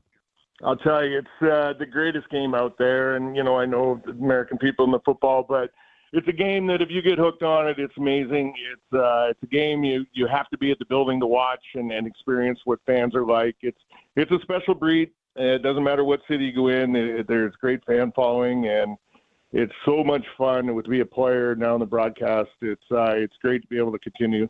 That is Rob Ray with us. So it had been 15 years, I think, for the Sabres? 14. 14. Let's not get crazy, okay? Yeah, I'm sorry. 14 years for the Sabres. And then they make major moves this regular season and continue to do that in the postseason. What's been the biggest change over what has, obviously been a lower level of production over the past 14 years? I think the guys have matured, and you've got young guys that have come in. They've had a few years under their belts, and kind of getting adjusted to the league. But I give an awful lot of credit to the leadership on this team that we hit a point in the season where they were like, "Hey, enough's enough. We proved that we can play with the big guys. We just have to be more consistent." It's the guys in the room. It doesn't matter what's going to go on anywhere else within the organization. It's us. And, from that point on, they've pulled together. They're having fun now. I haven't seen these guys have fun in years. It's like they walk with their heads down. They're not, happy all the time. Now they are. They're having a lot of fun. They're close. They're tight. They have a lot of good times together. And that's what sport's all about. When you retire from the game, you don't sit back and think, oh, you remember that game back in January? You think of the good times you had, and I'm glad these guys are finally getting to that point where they'll have those memories. Well, and Rob, we have the NBA obviously here with the Pacers, and they're in a gap season to where last year was incredible and it was injury-riddled this season, and the expectations are back up. But you're absolutely right, and I'm assuming it's the same anywhere in the NHL. When the playoffs start, you might like the regular season, it's great, but there is nowhere in the neighborhood of the level of focus and play and how much you care about it once the postseason starts in the NBA, and that's exactly the way that it looks in the Stanley Cup playoffs at the start. Yeah, it does. And, we have a lot of guys here that never experienced it before. And, being around and knowing that you were a part of it, they were always asking questions. What's it like? What's it like? And, once they started playing better, the building started filling up again. The fans started getting on their side. They were encouraging. And every night they were coming up and they're like, oh, that was fantastic. I'm like, just wait. It's going to get better. It'll get better. And they're like, it can't get better. I'm like, trust me. The first night they rolled out there at a home game, in the playoffs, and the place is going crazy, and they come back to win. And, people are hour after the game are still in the building. I'm like, that's what it's about, guys. And it'll only continue to get better. And, they're loving it because they've never experienced it before. It's the greatest thing they have experienced. So, it's like a drug to them. They want more. So it's great. It is Rob Ray of the Sabres broadcast network. Again, game number 4, the Sabres and the Bruins from Boston. That is coming up on Sunday afternoon. As a former player and as it translates to you in doing the broadcast, and I know you do a lot of stuff down near the ice. I think, in fact, how many times you've been hit by an errant puck when you're doing a broadcast? I've been hit multiple times, but twice in the face in 1 year. I'm sorry I'm laughing because I don't want my ass whipped right here, so I'm sorry I'm laughing, but wow. And I let out a few choice words the last time, and I was like, but you know what? In my eyes, it felt good because it was like, yeah, you're part of the game. I'm standing here, between the benches listening and watching, but all of a sudden you get hit with a stick or something or the puck, and it's like, yeah, I'm back in it. And it kind of brought back good memories. So it hurt, but it was a good feeling. It's funny, too, and this is just me as just kind of an observer. If somebody was going to get hit in the face doing the broadcast with a puck, it probably should be you, to be honest, right? I mean, wouldn't most people say that's the guy that should get hit? Well, the year before that, when Lindy Ruff was in New Jersey, he got hit in the head and he had to leave the bench. And I was all over him all the time. I'm like, you're such a wussy. Like, why do you get hit in the head? Come on, let's keep going. And other guys that got hit at coaches on the bench and that, they bail out. There was times I wanted to bail out. The second time I really wanted to bail out because it hurt so bad and I was cut so bad that I'm like, I can't. I'm at home in front of all these people. I can't leave this box, and everybody's going to look differently at me. I got to suck this up, and not only for myself and the fans, but the players, because they'll be all over me as well. So, you know what? It's part of it, and there's no better spot. Like, I do games now, you're up top in a press box, and you're too far removed from the game. It's great for a play-by-play guy to see, but doing the color, you want to be in the middle of it. And you get a better feel for it, and you know what's going on. You can see what's going on. And I just love it. I'll take all the abuse I can take just to be able to stay there. That is Rob Ray of the Sabres Broadcast Network, the former NHLer on the Andy Moore Automotive Group hotline with us. This sounds like, and it will be a very remedial question I'm going to ask, but this is what I've noticed in watching so far in the Stanley Cup playoffs is the power plays. And I see some teams that look very comfortable and take advantage. And then I see others, for example, like Ottawa, where I don't know if it's their lack of cohesion on it or if it's Carolina just kind of strangling them out. But in terms of the power play, what gives the most edge, or what's most important when you defend it, or you kill the power play time off yourself, or when you take advantage of it when you have that advantage offensively? What holds a higher level of importance?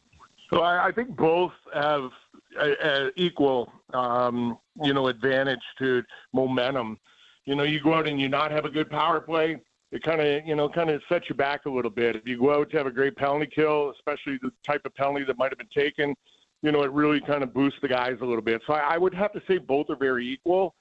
But when you come to the playoffs in hockey, special teams wins and loses you series and championships, and that's how important it is. Like, our power play has struggled immensely for the last. We're 0 for the last 36 from the season into this. We're like 0 for 14 so far. But the only thing that makes up for it is you're getting enough even strength goals, 5-on-5 goals to make up for it. So you sit there and you go, okay, we're doing well, we're winning, and your power play is not playing well, but it's going to turn at some point. You just know it's going to turn, and when it does, it's going to be even better. So for us, we've got pretty much equal power play, penalty kill throughout the year. We've been in the top 5 penalty kill throughout the majority of the season, in the mid-20s probably on the power play. But it seems like when we start scoring in the power play, we get bunches. They come in bunches, so that's a good thing. But yeah, the special teams in NHL playoffs is huge. And the thing is, there's no secrets now. It's like any sport. There's no secrets. There's only so many things you can try, especially on the power play.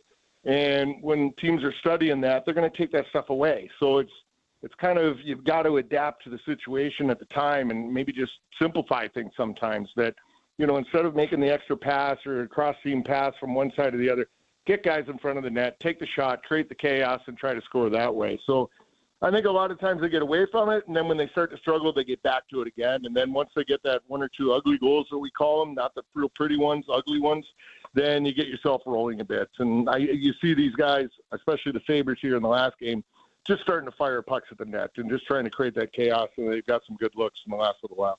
So Rob Ray with us, the former Sabre from the Broadcast Network on the Andy Moore Automotive Group hotline. I'll give you an example of kind of what I was talking about. So when I watch the Canadians and the Lightning, full strength, they can't do anything against one another. They only score seemingly in the power play. And then you see others that look more comfortable at full strength, or as I referenced, you look at Ottawa and they just look like an absolute dismantled mess against Carolina when they're in the power play. And I just was kind of wondering, as a novice on this, the rhyme or reason as to why teams, I guess when you look at it, it's just how good you are ultimately, but it just seems like there are more than just varying differences with teams around the NHL this time of year. Yeah, it does, and a lot of times it just comes down to the goaltending.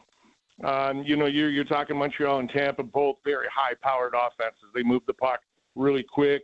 They're quick moving themselves. Nobody stands still, and they're going all the time, which opens up a lot. The whole thing on the power play, you try to isolate somebody 2-on-1, get two guys coming at you, and then move the puck, and it opens up a lane. And they do that very well. They got some really high-skilled guys on both those teams that can do it. Carolina, notorious for years, has been the most defensive team out there. They shut you down. They keep you under 20 shots in most nights.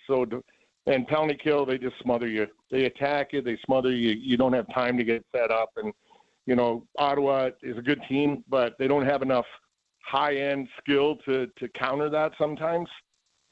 So if you watch Ottawa, they're just looking to get pucks to the net, and then they try to score that ugly goal that I talk about. So there's certain guys and there's certain teams that it doesn't matter how tight it is. Kucherov in Tampa Bay, he could be in a phone booth and he's still going to come out with the puck. That's how good he is in tight and with pressure on him.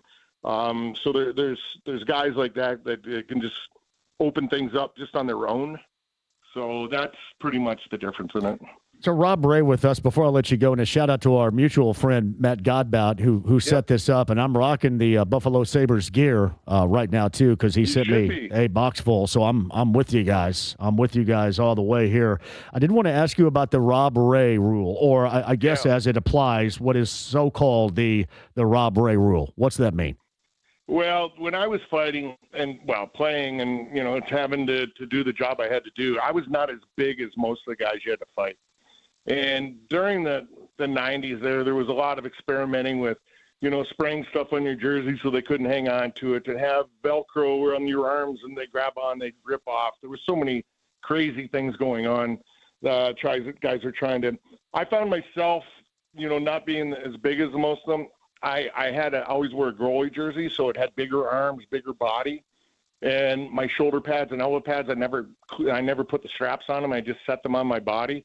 And so when somebody grabbed onto me, I just kind of pull my shoulders in and they'd pull my jersey, elbow pads, shoulder pads right off. So I'm bare chested fighting them. In a hockey fight, it's all about leverage. It's all about balance. They had nothing to hang on to. So I always got the advantage that way. And some other guys tried it along the way, but over the years, they decided that was not fair. They said that you had to wear a tie down, which there was a tie down on the back of your jersey. You had to hook it to your pants so your jersey wouldn't come off. I found when that rule came in myself, the jersey was still coming up too high for me and I wasn't able to do so. I literally clamped the front of it down and the back of it down so it wouldn't go anywhere. And, it helped me then in that situation when they had to keep it on. But yeah, to have a rule named after you, the so-called Rob Ray rule, it's pretty cool. That is. I look back and I'm like, my kid's 17 now, he's playing hockey and that. And, that's what you're kind of remembered by is Rob Ray rule and a few other things. And I'm like, okay, I don't know if that's the greatest thing in the world, but at least there's a legacy that you left behind, I guess. No, that's pretty awesome, to be honest with you.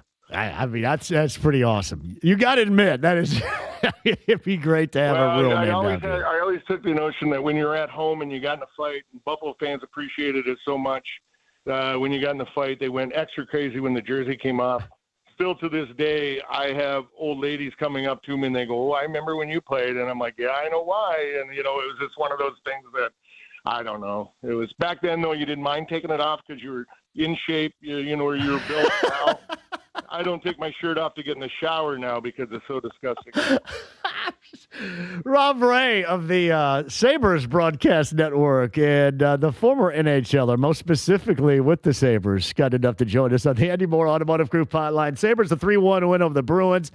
They are up 2-1 with Game 4 coming up on Sunday afternoon in Boston. Rob, if you don't mind, I would love to reach out to you again over the course of the playoffs. Absolutely, anytime at all. I thoroughly enjoy this. There are a lot of other things I want to bring up, maybe some commonality here and maybe not, but I love the way you educate us here, and I appreciate it more than you know. Hey, anytime. Hey, take care, and indeed, go Sabres. You got that. Rob Ray on the Andy Moore Automotive Group hotline. That was awesome. Absolutely. James, I hope they heard it too, because I don't know if I've ever seen weather out this window like that. There was like a 2-minute stretch where you could not see out this window. Oh, yeah. When I was talking to Rob Ray. You couldn't see the building that's right across the street from us at all. I mean, our cars are in the parking lot right across St. Joseph's, and I couldn't see in that parking lot. It really, you could not see a foot out the window. That was wild. It was wind and sideways rain, of which I haven't seen anything like that in a while. Whoa. Yeah, be careful out there on the roads right now. That is your severe thunderstorm warning, and clearly the severe thunderstorm just blew through downtown Indianapolis. That was something. And by the way, James, so was Rob Ray. That was so great. I love doing that stuff. And here's the thing. I love talking to dude. He was thoroughly enjoying that. And even I was asking him questions that are kind of not great, like I'm 4 years old or something, but it was awesome. Rob Ray, podcast, 1075thefan.com. We shall do that again over the course of the Stanley Cup playoffs. Quick one, we'll come back. Voice of the Hoosiers, Don Fisher again. Be careful on the roads right now, especially if you're on the east side. I'm assuming what just hit us about 3 minutes ago is probably somewhere right now on the east side. Batten down the hatches and be careful. And if you got anything of note, traffic-wise, you want to let us know, you can do that as well at 239-1070. This is 93.5 and 107.5 The Fan.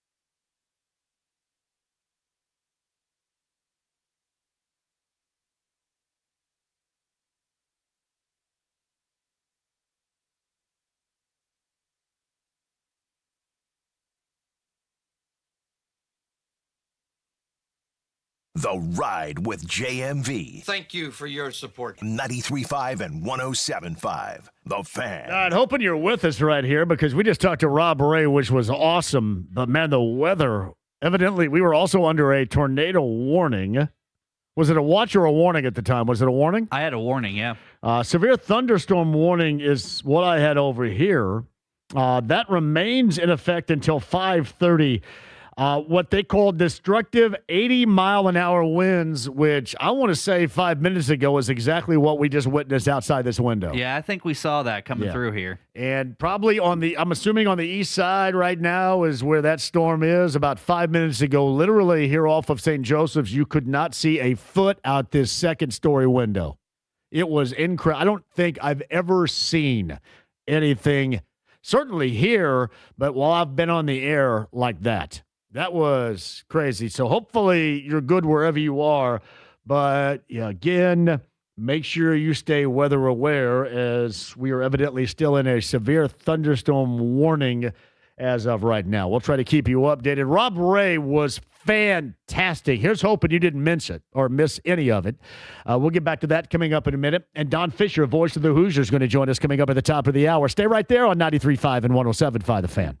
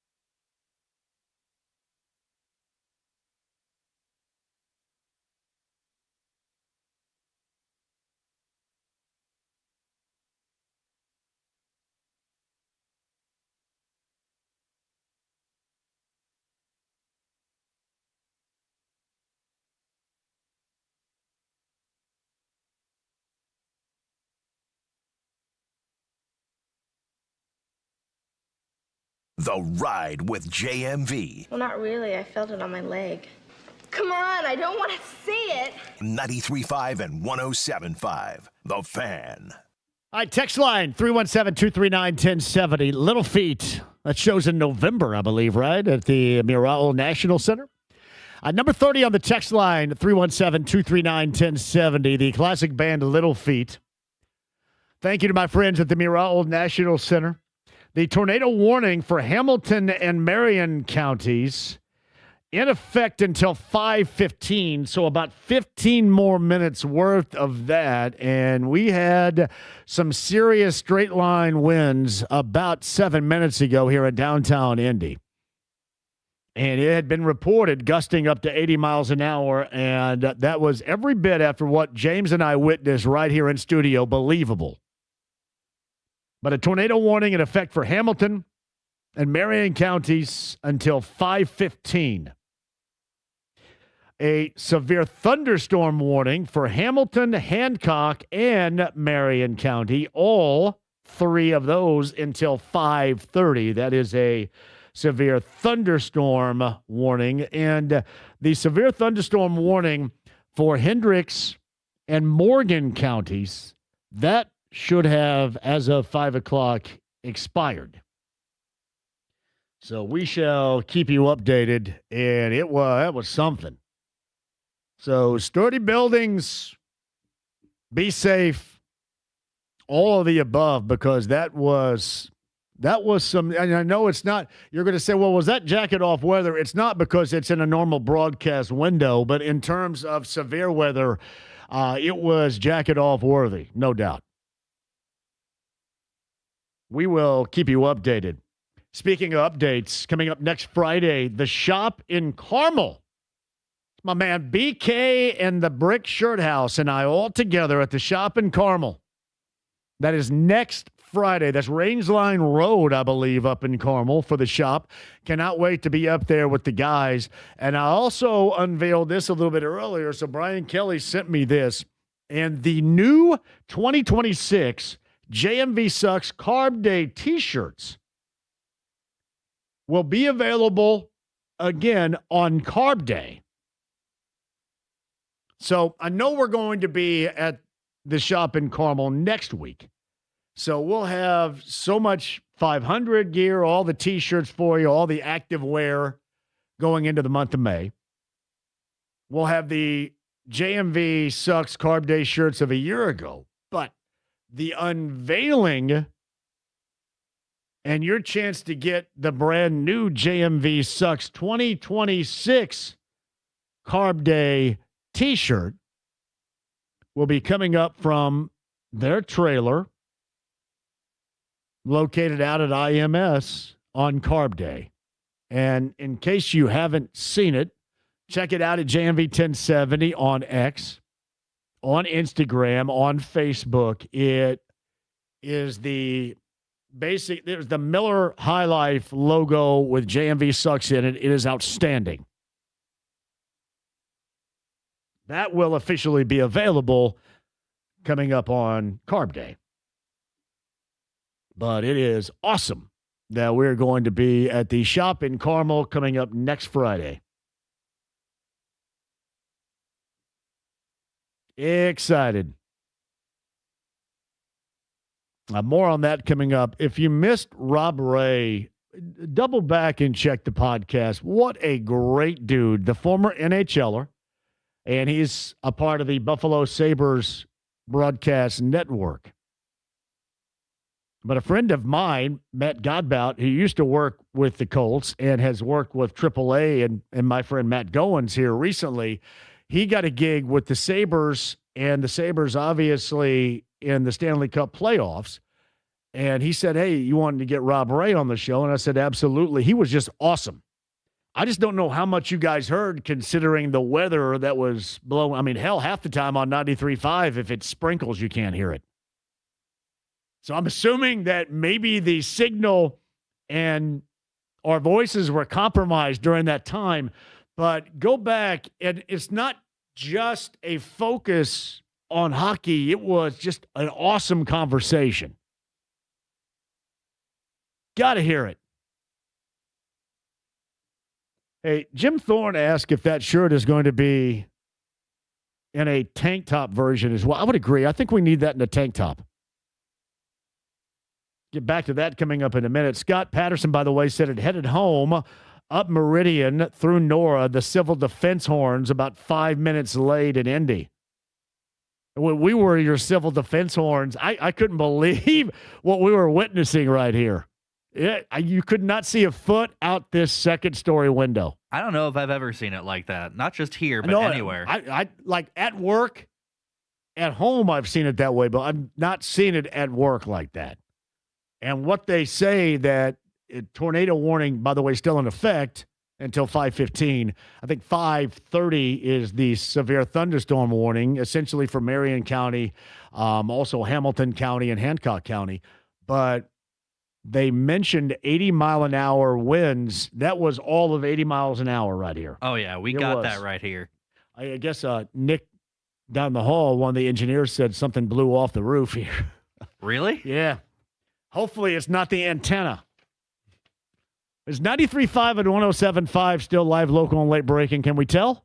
I can't tell in here, but I'm assuming they are. I haven't seen any panicked engineers running around, so. Keep you updated. Colts draft coming up later on tonight. Got the info on that coming up. IU spring game was last night. A couple of players in round number 1 of the NFL draft from IU drafted last night, including number 1 overall, and discussion with the voice of the Hoosiers and our friend Don Fisher on the Andy Moore Automotive Group hotline. Don, good afternoon to you. How are you?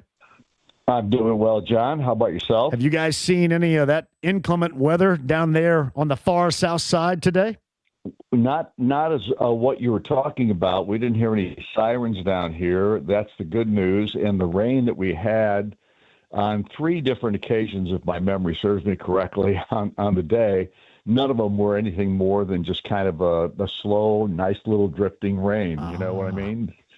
So I liked it because I just had some work done on my lawn and put in some dirt and all kinds of good stuff like that. And I'm really happy about the gentleness of it all. Oh, putting in the dirt, new sod, making that lawn look fantastic. I was, I don't want this like heavy wind and 80-mile-an-hour gust, but I will say I can tell, like I drove Blake's car today and the bird poop that was on the passenger window got washed off. So shout out to that.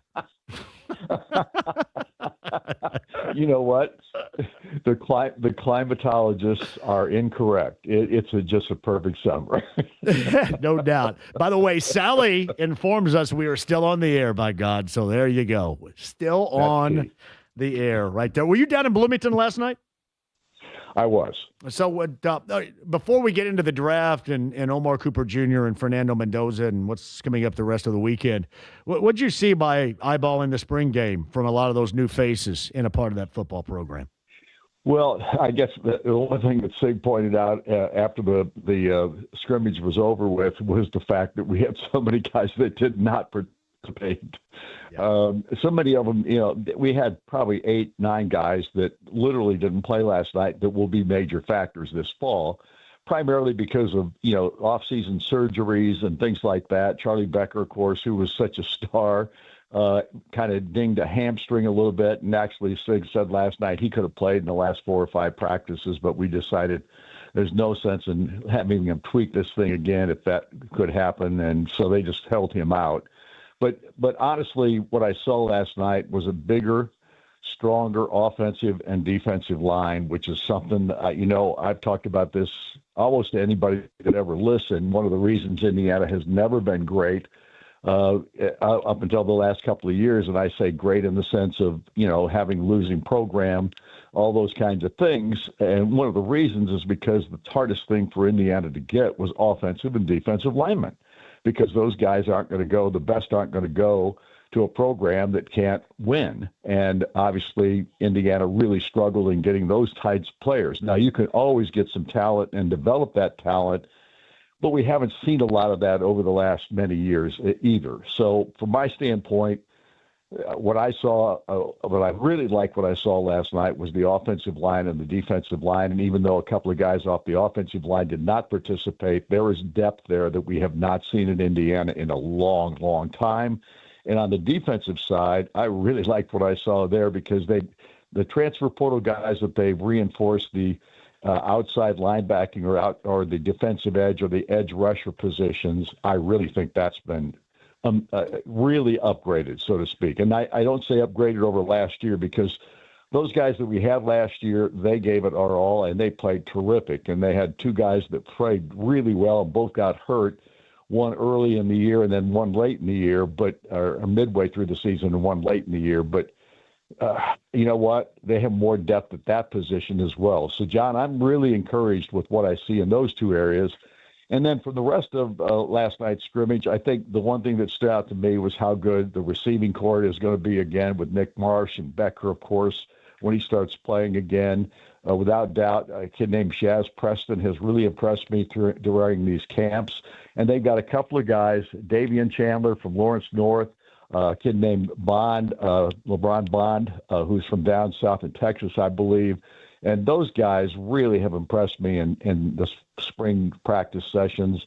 I think the receiving corps is going to be just depth-wise like it was last year and the year before. I don't think there's any doubt that they've got great receivers once again. So all those things from the offensive standpoint are really good. They've got some veterans on the defensive side. The linebacking core, I think, is stout with Elijah Hardy and Isaiah Jones. And I like this team. I think it's going to be as good, if not better than last year's team. We'll have to wait and see because a lot of that will be predicated on that quarterback, Josh Hoover. Now, did the new guy play? I heard a lot about what you talked about, Don, the defensive line play and the defense up front. Did I'm going to mispronounce his name here, Toby Osusanami from Kansas State. Osusanami. Did he play? Because I've heard a lot of rave reviews about what the expectations are from him. He did. He played last night. He was impressive. The other side of it, I got to hold on a second here. I got to put my glasses on because I got to remember. You got to get that pronunciation guide out. I love it. Me too. I got to Chidi Obiazor. Yeah, Chidi Obiazor is the other guy on the other side, and he's really good too. So they've got more players this year on the defensive and offensive lines that I've seen in Indiana in some time. Yeah, it is impressive. It is. And, you know, the one thing is, as I talked about a little bit earlier, it's great to have the resources, which clearly they do, but the eye for the talent and, you know, what they bring to the table in that selection, because that ultimately with the resources is one thing, but the most important part is to make sure you get guys that fit what you want to do, that you can trust, that will do what you tell them to do and how you want to do it. And that the past 2 years is exactly what Curt Cignetti and company have had as a part of this roster. There's no doubt. And that's part of having assistant coaches that stay with you through the years, that are veterans with this particular head coach. And Sig, of course, as I've told everybody that would ever listen, how good he is at vetting players, vetting coaches, doing exactly or getting the kind of guy that exactly fits what he's looking for and what he expects. And he does an incredible job in that area, more so probably than I think any coach in the country, because I know he watches as much, if not a lot more film than almost any coach in the country at this point. It's impressive, to say the least. And then what you guys are seeing that's impressive is the draft. And last night it was 2. We knew it was going to be 2 with Fernando Mendoza and Omar Cooper Jr., and we'll see what happens the rest of the way. But those are some moments for this program, especially to where it was and to what it is right now. Just some amazing stuff. We had about 15 to 20,000 people there at the game last night, Jay, and I'm going to tell you right now, they went bonkers when they put up on the board that Fernando had been drafted the number 1 pick. It was really, really fun to be a part of and to know how much these people appreciated what Fernando Mendoza has done for this program and with what he did last year. I wish we could have had the same for Omar Cooper, because I think Omar was just as important as anybody on the roster last season in doing the things that he did. And again, I think when you think about Omar Cooper, how much better he got in his 4 years or 3 years at Indiana, I'm telling you, he got better every single season. One of the best guys in the country at dealing with guys that were coming down defensively on him, and still was able to hang on to pigskin and make big yardage in many situations. Of course, to score the touchdowns that he did. He was amazing last year, and of course, nobody will ever forget the Penn State catch in which Indiana won that ball game because of the throw by Fernando under pressure and the catch that he made. It looked like he was going up over the crossbar to catch the ball, and came down and still was able to get that toe down in bounds to give Indiana that touchdown. Yeah, it's amazing to think about too, in terms of from Berkeley to Bloomington. And then that's what you get with your quarterback. And then with Omar Cooper Jr., a guy that had basically one foot out the door had he not been injured. He was going to leave and going to transfer. And then he got injured and decided to stay. And what a great choice that was. And then just the meeting of all this talent together, and especially the guys that came with Kurt Signetti from James Madison. Right. It is something how all that was cobbled together. And, it equated to a national title. Again, ground we never thought we would see. And then a weekend like started last night in terms of the NFL draft, and so many Hoosiers going to be a part of that. Yeah, and I think that the guy that I was kind of surprised that still hasn't been drafted yet, I assume he will get drafted tonight in either the second or third round, if that's how many rounds they go this evening, but that'll be D'Angelo Pons. Yeah. I know he's undersized in regard to a lot of what the NFL looks for. There is no tougher competitor in this draft than D'Angelo Pons. And I'm telling you, he was tremendous last year. He was an All-American his freshman year at JMU. He's been that same scenario the last 2 years now. There's no question this guy is special, and I can't believe he wouldn't be picked in the second or third round for sure. Well, and I'm excited to see where Aiden Fisher ends up going, because he's that classic, hey, we're going to underestimate this guy, and then he's going to end up being your team defensive leader for a number of years. That's how I think he translates to the team that is savvy and smart enough to select him. Yeah, I agree with that. Aiden Fisher, and probably beyond his abilities or his talent level, is his leadership skills. This guy was revered by every player on that roster last year. There's no question about that. Despite the fact that he was a defensive guy, everybody in the program thought the world of this guy as a teammate, as a leader, as a guy who knew exactly what he was supposed to do when he was on the football field. He's smart. I think he's got good enough size. I think he's very similar to Micah McFadden. Who's the quickest and fastest and toughest of that twosome? They were both pretty doggone good in that department. So if you put those two as a comparison with anybody else, I think they both are going to have great, great careers. And obviously Mike is already on that route. Yeah. Elijah Surratt. Probably will hear his name called as a possession receiver. I love the way he just is physical, and he'll post somebody up like in basketball and carve out enough space. When you have a quarterback at that level, can deliver the football. And I've talked about him in terms of maybe the Colts as well, because you need to make up for the possession receiver that you lose in Michael Pittman Jr. I don't know if Surratt's going to be that guy, but he certainly fits that mold for a big, strong possession type of wide receiver. Absolutely. I can't conceive that he won't be that kind of guy in the NFL, because he just has phenomenal hands. He's 6'3", and he's strong. He makes those contested catches that Omar and he are famous for.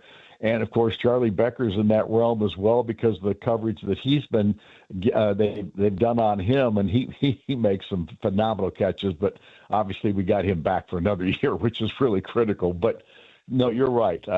I think there are still at least 2 or 3 guys that are going to be drafted still in the this year's NFL draft, and hopefully maybe even more than that. We'll see. Also interesting to see the teams that they beat in the playoffs. And not Ohio State, they beat them in the Big Ten title game, but how many they had and held the top 15 selected, right. Ohio State did. And then you look at Oregon in the first round, and you look at Alabama with a couple in the first round, and Miami with a handful in the first round. That when they look back on that, there was no sliding. The Hoosiers did work, not from the Big Ten title game all the way through. And then to think about, they beat Oregon twice, once in Eugene. That's some crazy stuff. That's exactly right. Nobody, and here's the thing that it doesn't amaze me because I know how people think. Yeah. But it's the number of people that have contacted me or that I've run into or those kinds of things. And all of them are talking about the fact that they've gone back and watched so many of these games in the postseason and watched what Indiana was able to do, and then they just go back and do it again. And then they go back and do it again. It's amazing. And some of them are doing it on YouTube, and they've got our broadcast synced up to their well, they better video. What are they doing really otherwise? Cool. They better have you linked up. It's pretty cool, no doubt. I got to hear Buck Sewer. We're talking about stuff. He's ahead of the action anyway. Yeah, he is. He is one of the best that's ever been in regard to being a color analyst, knowing exactly what's going on out there. Well, and I know you probably would normally call him this weekend, but it is a little 5, so he's probably celebrating in Monroe County this weekend, right? Trust me, he's nowhere near little 5. Oh, hey. So, anything up tonight? We are going to our table this evening. If you'd like to join us, you're welcome. 6:30. All right, buddy. I'm on the way already. I gotta be back home at about 8:30 or so. But yes, that's time. That's perfect. You guys are great. Golf in the morning. You guys, you're like my weekends. You know that, don't you? You and Susie are my weekends. That's all I do is go with you guys. Well, I'm glad you don't set the bar very high. I'm the third wheel. I'm the third wheel. Yeah, well, trust me when I tell you this. You're not any third wheel any more than Chris Hagan is. No. Well, sometimes he's the fourth wheel and the square wheel is what that is. Well, he's the square wheel because he doesn't show. No, he doesn't. I wouldn't want that reputation. I'd rather have mine where I'm always there. I just hope he's listen to what we're saying. Yeah. Oh, he'd be all pissy. Probably shut me out. I won't be on Fox 59 coming up on Sunday night because of all this dialogue right now, Don. I guarantee you that. Well, like you did last week, like you said last week, he said, the only reason I'm coming is to talk to Susie, and then he still doesn't show up. No, he still doesn't show up. Oh, man. So weak. It's so weak. Now, 6:30, our table. We'll certainly be there, too, and yeah, I'll be staying away from Bloomington this weekend, too, even though I have fond memories of Little Five. Yeah, but it had nothing to do with the zero. Yeah, I've never seen the race live in my life. The closest I've been is breaking away, and then I passed out on somebody's floor by the old Yogi's location on 10th Street back in the day. Oh, that's funny stuff. The closest I've ever been. All right, well, 6:30, we shall be down there at our table. I will meet you there and be ready to rock, buddy. I appreciate it. 10-4. We'll talk to you soon, John. Don Fisher, voice of I'm the third wheel with Don and Susie Fisher right there, the third wheel. Hey, let me say this. If I'm going to be known for something, I'll be known for that. Third wheel, because it is awesome. And a shout out to Joe and Ginger in our table. 6:30. So, James, we already know this, right? There will be no anything goes overtime. I'm going to bail on this bad boy. We'll re-rack Joel because we had a lot of really good dialogue regarding the draft, right, with Joel? That's correct. I do want you guys, and I should say before we hit a break, I'm sure that the reception was compromised for you, speaking of which. But I want you to go back and listen to the conversation with Rob Ray. He is a genuine great dude. That's the first time we had ever talked. And I wanted to make sure that that I give thanks to our friend Matt Godbout for setting that up. But it was great. And I know enough to a little bit understand, and I do enjoy watching the Stanley Cup playoffs. I think I know enough to kind of to put together a question or two. But I like to hear what he really knows about it. And that was really good. That was good for those that don't pay too much attention and for those that do. I mean, you get the people that really know, like the Bob Kravitzes of the world that know all about it would get that conversation. And then there was a lot for you guys in terms of, doing the broadcast and being hit by the puck a couple of times in the face or having a rule regarding the way that he would fight when he was a player. And just some really good stuff regarding, all about the Buffalo Bills, but you probably know very little about the Sabres. Now, it was uniquely good material, certainly for this market. Rob Ray, if you have time, double back and check it out on the podcast at 1075thefan.com. I promise it is worth the time and the effort. Quick break. We'll come back. It's just you and I the rest of the way. Colts draft. I will give you once again who I think the targets should be. Will they be? Probably not. Should they be? My thoughts. My thoughts and yours coming up, too. Will lead you up to 6 o'clock. And the Colts draft coverage with Matt Taylor, Casey Valier, and Charles Arbuckle, along with Rick Venturi. That starts coming up tonight at 7 o'clock. They'll keep you updated with those selections and rounds 2 and 3 right here, and we'll give you a weather update coming up on the other side, too. 93.5 and 107.5, The Fan.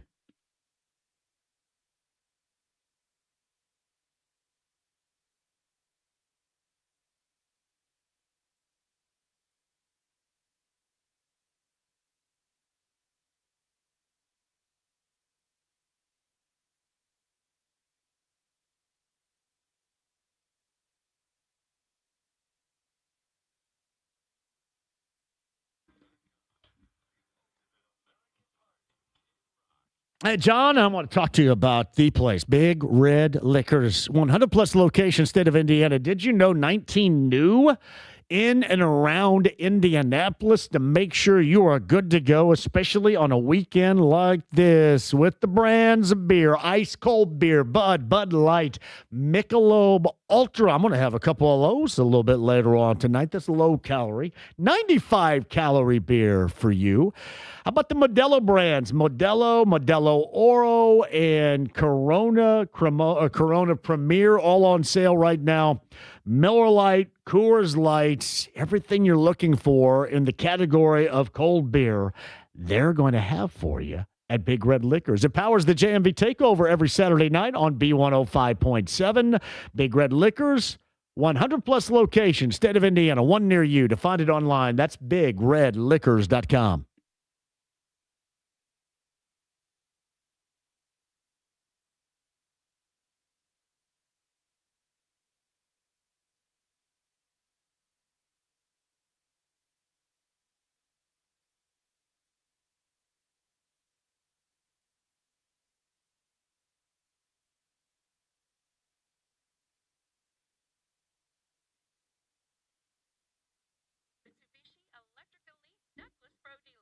Hey, John here for Mark Dietel. Mark Dietel Realty, the best in realty. Give him a call today, 317-755-4232. That's markdietel.com, markdietel.com today. So we are getting close to graduation in college, getting close to graduation in high school. Maybe you're not going to need all that room any longer. You want to do something about it? You most certainly can. And you can do it with the absolute best. Downsizing with Mark Dietel, maybe even upgraded if you're growing the family. Whatever the case, whatever the measures you need taken, let the best in the business help you out. That's Mark Dietel. Mark Dietel Realty. In fact, Mark Dietel's the only real estate expert I trust and recommend with the sale of my home. Mark Dietel guarantees your home sold at a mutually agreed upon price and deadline, or he will buy it. Pick your move date. There are no long-term contracts, and you can cancel at any time. It's Mark Dietel. Mark Dietel Realty. 317-755-4232. It's markdietel.com. markdietel.com today.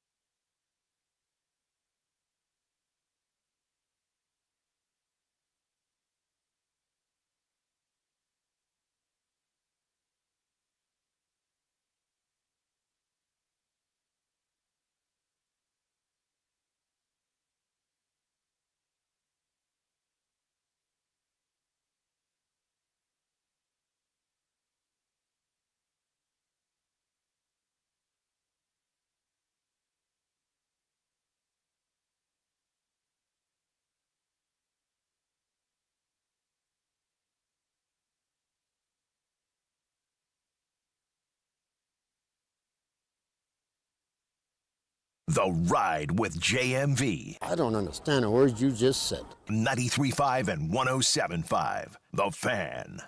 Text line activity number 30 at 317-239-1070. Satchvi. Go check them out at Everwise Amphitheater a week from Saturday. Satchvi, a rockin' show number 30 if you want to go. 317-239-1070 on the text line for Satchvi. And if you don't have your tickets, if you don't win them, hey, go ahead and log on and get them a week from Saturday. Everwise Amphitheater downtown at White River State Park. That is Satchvi. 239-1070 is the number if you guys want to jump on board before the top of the hour. We'd love if you were to do that. Colts draft finally initiated in day number 2. Matt Taylor, Casey Valier, Charles Arbuckle, and Rick Venturi, all a part of that. That's coming your way at 7 o'clock with rounds 2 and 3 updates for you.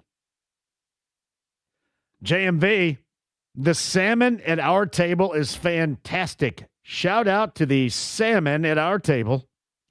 JMV, I only watch IU with the sync up for Don and Buck. I have only ever known IU through Don Fisher. Don Fisher just with us. Podcast 107.5, thefan.com. JMV, this is Brad from Lagodi. Actually, the Lagodi Shoals Metroplex. So nice to be down here in Martin County, nowhere, watching a nice southern Indiana storm roll through. It's great to be living back home again in Indiana, minus the lack of cannabis legality. Stay safe, brother. Shout out to Brad, the Lagodi and Shoals Metroplex area. Well done. Well done right there. So we should be clear of the tornado warning, correct? And clear of the severe thunderstorm warnings. I think they expired at 5:30. At least for Marion, Hancock, and Hamilton counties.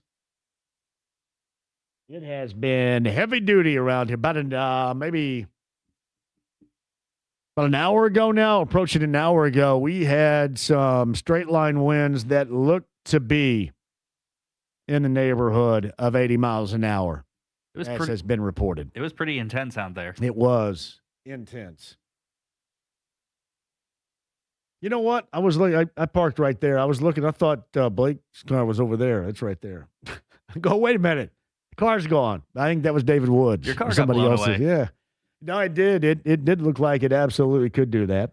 Hey, Corey Kinney wants me to mention, and I should. Major League Baseball coming up later on tonight. The Cubs winners of 9 straight. And the ultimate test for a weekend set at Chavez Ravine. Cubs winners of 9 consecutive. Cubs and Dodgers 10-10 coming up later on tonight. The Reds and the Cubs, I think, tied atop the NL Central right now. The Tigers and the Reds, an interleague weekend set from Great American. First pitch in Cincinnati tonight, weather permitting, I'm assuming. Around about 6:40. White Sox and Nationals from D.C. tonight at 7:40. The crappy Cardinals host the Mariners. That's at 8:15. And interleague play coming up later on this evening. Emmanuel Quickly, one of the significant pieces of the Raptors. The Raptors a winner last night for the first time in this first round set against the Cavaliers, 126-104. He will be lost for the remainder of this first round series for the Raptors. 2-1 the Cavaliers up in that first round series against the Raptors. Pouring, according to Jeff, in Anderson, Indiana right now, pouring. Just sprinkling right now on downtown Indy. But it appears that, at least here locally, the warnings have been allowed to expire. 239-1070. Of course, we got rounds 2 and 3 later on tonight in the NFL draft. And the Colts will roll off at 47 and 78 as of right now, respectively. And Mike in Brooklyn, I'm assuming, has some words regarding that at 239-1070. Hello, Mike. JMV, I think you hit the nail on the head here with with your draft overview, because I'm with you. I don't think the Colts, linebacker is going to be their number one priority. They're going to add one, but if you got to find impact players, I think it's going to be more of the a wide receiver, somebody who could score, make explosive plays, edge, and I'm actually leaning towards like a receiver. If you're going to replace a Pittman, I wouldn't be surprised if they get that kid from Washington, Boston, and Trey Lance's brother, just kind of like what Joel Erickson said. He likes those longer type guys who can make plays. So I'm with you. I think Bryce Lance, I believe, is who you're talking about, is the little brother of Trey Lance. Yeah. And Denzel Boston is the wide receiver from Washington, which probably won't be there by the time the Colts select in round number 2, to be quite honest with you. But I kind of targeted a little bit later. That's why Malachi Fields, the Daniels kid from Miami, and Jacoby Lane out of USC were the later round targets that I had for them. That's why I don't delve into the draft as much as I used to a while ago, and that's why Ballard gets paid the big bucks. He usually does a good job, and he's gonna take the best players available. I just hope he doesn't.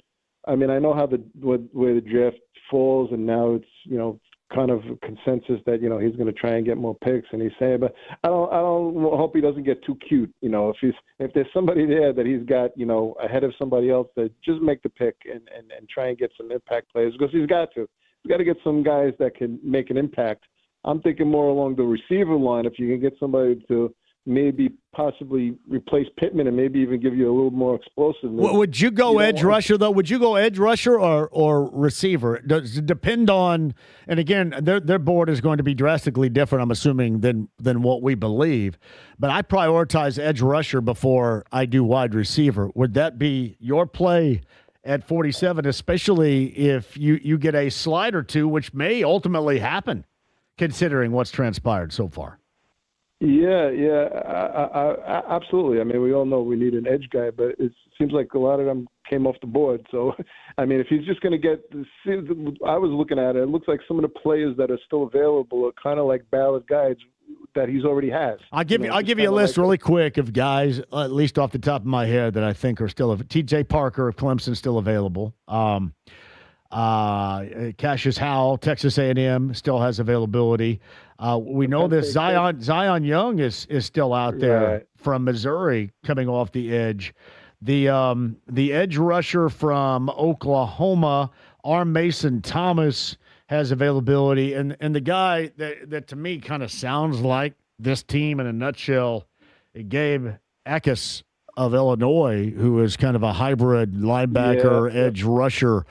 Still has availability. That's who I believe they're going to end up taking. But it seems like that there's at least more than a handful of guys, and maybe with that you get some availability at 47. Yeah, that's why you got fingers crossed. I won't be surprised at anything. Ballard's going to take a best player available. I was kind of looking at more if there's like that a receiver that can make an impact, because especially when you got a defensive coordinator who prioritizes veterans. I'm even surprised that they haven't brought back Jermaine Pratt. Like I know Mike Chappell mentioned that yesterday, or like a veteran linebacker, because Anarumo wants his guys, or Okereke, rookie guys with him seem like they're lower on the priority list. So I mean, you're going to get somebody that's really going to come in and impact next season, because that's what they need. They need impact players for next year. So otherwise, what difference does it make to Ballard? So, yeah, sure. Yep. And really the same holds true for Steichen as well. Full disclosure. Yeah. So, a lot of those guys. Mike, anything else? No, that's pretty much it. Let's we finally wait. The waiting is the hardest part, Tom Petty, right? So you got that right. You got that weekend, right. Brother. You too. It's Mike in Brooklyn. I'm sure we'll speak with him coming up on Monday. James, I did want to get to Darnell really quick. Darnell at 239-1070. Talk to me, D. Hey, John, how you doing? Great, buddy. We got a short little window here before we have to hit a break. Go ahead, brother. Well, no, it's not really short, but go ahead. I wanted to switch gears because I want to talk Pacers for a minute, and I really like what the Pacers did as far as making that trade, whatever with Matherin, because like I said, John, the Pritchard and Buchanan, they're really good. I like the way I'm glad the Pacers took a chance on this, whether they get a top 4 pick, which I hope they do, If they don't, they're 10 through. There's a lot of good talent out there. But if I'm just saying, I'm either way, I'm happy with what they did because hey, it's time for the Pacers to just go for it, man. It's like, I mean, if it was me, if I get the top pick, I'm taking Devanza. If not, I'm taking Caleb Wilson. That's just me. But I'm really glad they took a chance on that. And people are saying, oh, they messed up. And even if they got, they got the center from the Clippers, Dubats, which is good. And like I said, I just think that's really, really good for the Pacers. And real quick, John, I did send you something via text message. I know you've helped the community out. Yes. Is that with the beat ball? Yeah, but I'm asking I also reached out to Rickard to see if that could happen because it's something that we're trying to do. I know Greg Rakestraw's on board with what he's doing, so just some silent auction things. Maybe you can get back with me. I hope you guys will be able to do that. But John, I'm really, really. I'm as you know, I'm a Bulls fan until they play the Pacers, and the Pacers own the Bulls even during the bad season. And I don't like this gap season either. But I'm hoping that the Pacers do get a top 4 pick. And are you saying who's your choice? Are you saying Devanza then Boozer? To me, Devanza's the unanimous number one. I probably could be talked into Wilson as well. But I'm in a holding pattern on Wilson and Boozer and Peterson. But I think Devanza's unanimous number one overall. Wilson just only had the thumb injury, John. He'll be ready.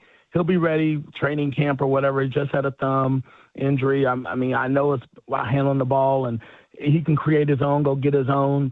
I'm just saying, people are saying the Pacers shouldn't have made that trade or whatever. I'm glad they made the trade because, like I said, hey, it's nothing. It's onward and upward for the Pacers. I'm happy for them, and I hope they get a top 4 pick. Hey, pal, I'll check out your email too. Thank you. That's D and Broad Ripple right there. Quick break. We'll come back. We'll get you to the top of the hour and a little bit afterwards, and re-rack Joel A. Erickson of the Star in front of rounds 2 and 3 of the NFL Draft, and your coverage right here with Matt Taylor, Casey Vallier, Charles Arbuckle, and Rick Venturi. The Colts into action coming up later on tonight, the 2026 NFL Draft right here on 93.5 and 107.5 The Fan.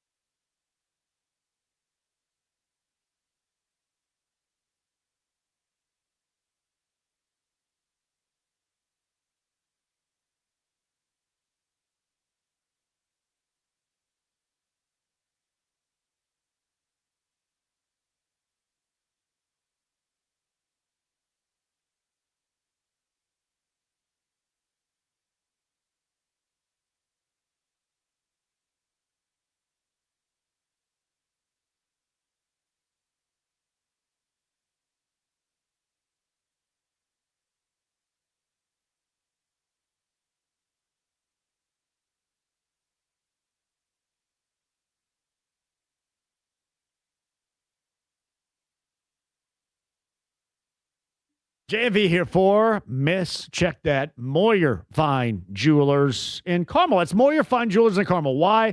Because you're going to find the best in watches if you're buying a watch right now, no matter the situation. Maybe you're just kind of starting at an entry level with a luxury watch, $700 or so, or chasing an iconic piece worth several thousand. Moyer has hundreds for you to choose from.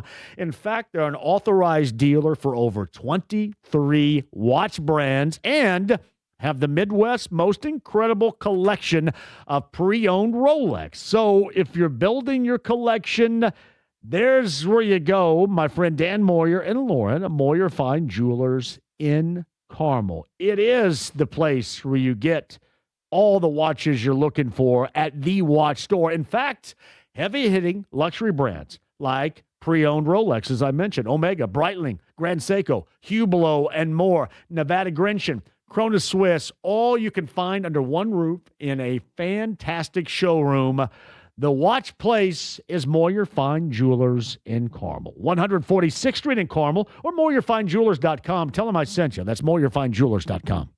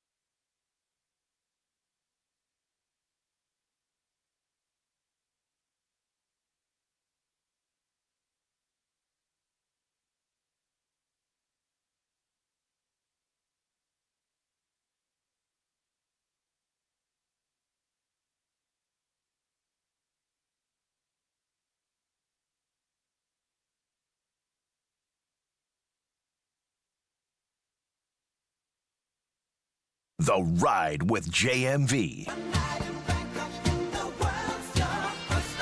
93.5 and 107.5. The Fan. Appears that the weather is out of the area. It looks like the sun's trying to crack back out again here, too. But that last hour has been eventful weather-wise for the area. JMV Takeover tomorrow night, 6 till midnight. Going to be a lot of 90s, but most of all, it's what you guys request when you call in. Hell, I don't care. Shout out to Nathaniel Finch, who's done a great deal of imaging work and production for me, too, and the awesome Sean Matthews for his detail. If you guys remember the days of great hit radio where it was really up-tempo and just a lot of sound effects and fun, that's what we try to create every Saturday night, along with you being able to, just like this show, call in, and in that case, make a request. Here you call in with an opinion or a thought. On Saturday night, 6 until midnight, you call in with a request, and you're going to say, well, wait a minute, we can play a song whenever we want now. It's just different. When you call in and I give you the forum to DJ it up, and I'm going to help you I'm going to make you sound incredibly good. 6 until midnight, JMV Takeover, powered by Big Red Liquors. Got the high noon hard seltzer, double shot power. I know LD Smith Plumbing's a part of it. Rhino Shield, Indiana, a part of it. Love Heating and Air. Indiana Donor Network. This is awesome stuff every Saturday night. And then coming up a month from now, we're going to be in lot number 4, right outside of turn number 4, 25th and Georgetown Road in Speedway. For the night before the 500 JMV Takeover, Bronze Fun Time Campers and RVs. I got to roll out there and get with Austin, and we're going to pick out the RV that we're going to have. But Bronze will bring us to you again. And I have heard that there's going to be a lot more to do for people that show out there with us, so it's going to be great. And unlike a year ago, it's going to be easily accessible. A month away, and that should be fun.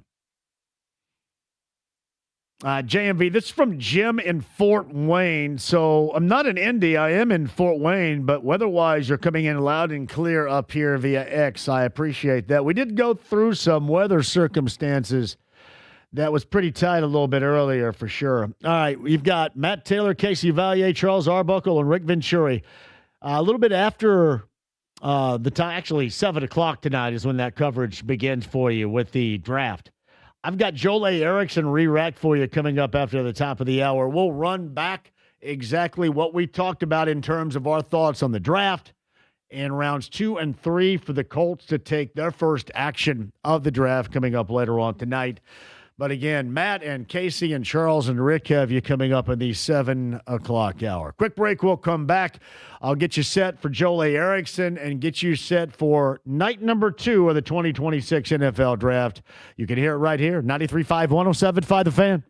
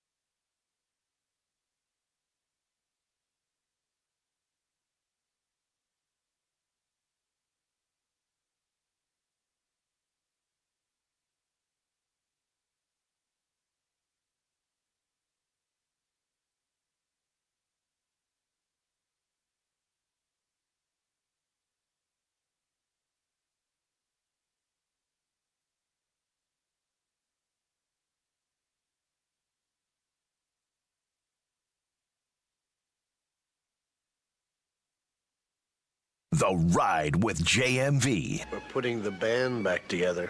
Forget it. No way. We're on a mission from God. 93.5 and 107.5. The Fan. Colts draft. Rounds 2 and 3 later on tonight. We'll see if they indeed roll off as what they're supposed to at 47 and 78. JMV takeovers tomorrow night with a lot of the 1990s. God, this is a great song. No Joel Embiid for the Sixers later on tonight with the appendectomy. You know, it says breaking news. The breaking news would be if Joel Embiid would be available. That's the breaking news. That's not breaking news. NBA postseason, Celtics and Sixers. That's a pivotal game 3 in Philly with the series tied in the first round of the game apiece. Lakers Rockets from the Toyota Center to 8 tonight with the Lakers up 2-0 in that first rounder. And the other game 3 is even at a game apiece with the Spurs and the Blazers. That is at 10:30. All of those games Amazon Prime driven. Coming up later on tonight. If you miss Rob Ray, the former Sabre from the Sabres Broadcast Network, he was awesome a little bit earlier, that podcast with Rob Ray, whom we'll get back on again sometime soon. 1075thefan.com. The NHL postseason tonight. That's the Stanley Cup playoffs.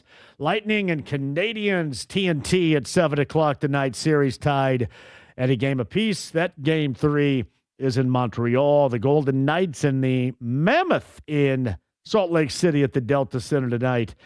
Out west, game 3, the series tied at a game apiece between Vegas and the Mammoth. Oilers and the Ducks tonight in Anaheim with that first round series tied at a game apiece. Game 3 is at 10 o'clock. Again, you go TNT, TBS, TNT. With those 3 coming up later on this evening. And as I mentioned, too, you've got the Colts draft, Matt Taylor, Casey Valier, Charles Arbuckle, Rick Venturi coming at you later on tonight at 7 o'clock. And we shall see whether or not the Colts end up drafting where they're scheduled as of right now to draft. But there are still a number of very interesting names on the board. I think the most surprising one, considering in terms, I guess here, in terms of edge rushers, which that is a premium position, the most surprising one that is still left on the board coming up later on tonight is that of Zion Young, the edge rusher out of Missouri. ESPN has the Colts selecting at 47 C.J. Allen, who's a linebacker out of Georgia. You know my opinion on the linebacker position. At least for the Colts. We'll see if that is the direction they end up going. ESPN for round number 3. And again, this is if the Colts stay where they are with the likelihood not very much going in. 78 in round number 3 would be, according to ESPN, Jayshon Barham, the edge rusher out of Michigan.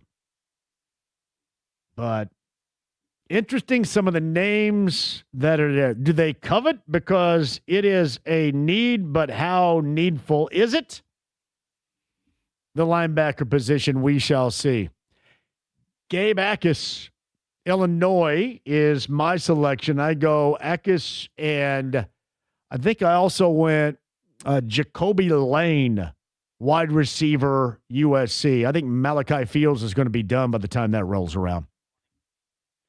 Victor Wembanyama, shoot-around participation today is a question mark for that game 3 in Portland with the Spurs and Blazers tied at a game apiece coming up later on tonight. Meantime, if you missed it a little bit earlier today, here it is. Let's talk to Joel A. Erickson about day number 2 of the NFL Draft. On the Andy Moore Automotive Group hotline, not unhappy at all to join a man with such a little tiny brain. Joel A. Erickson of the Stars with us. Hello, Joel. How are you? I'm doing good, John. How are you doing? I'm fantastic. Thank you very much. Let's get this bad boy started. All right.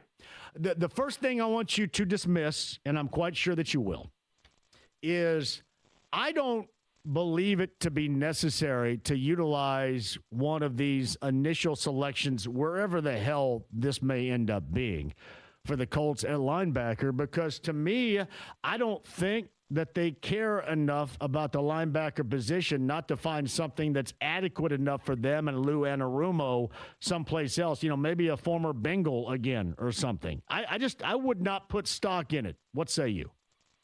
I think if they take a linebacker, it's going to be because tonight, I think it's going to be because they really believe in that guy. The way that they believed in Leonard or Okereke when they took those guys. But I agree with you.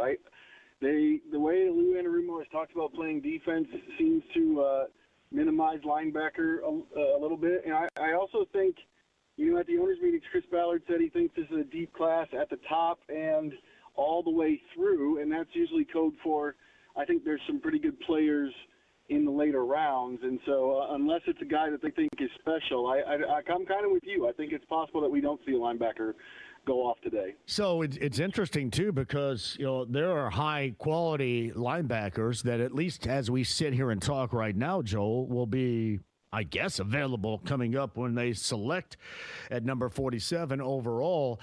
The edge rusher is a little bit different, and I'm prioritizing the first two selections, again, wherever this may be, as an edge rusher that they absolutely believe in, and maybe it's not the same one that I believe in, but what they believe in, and possession wide receiver, because you need to add a little something more to a position that clearly has not had enough, even with the evolution of Leatu Latu.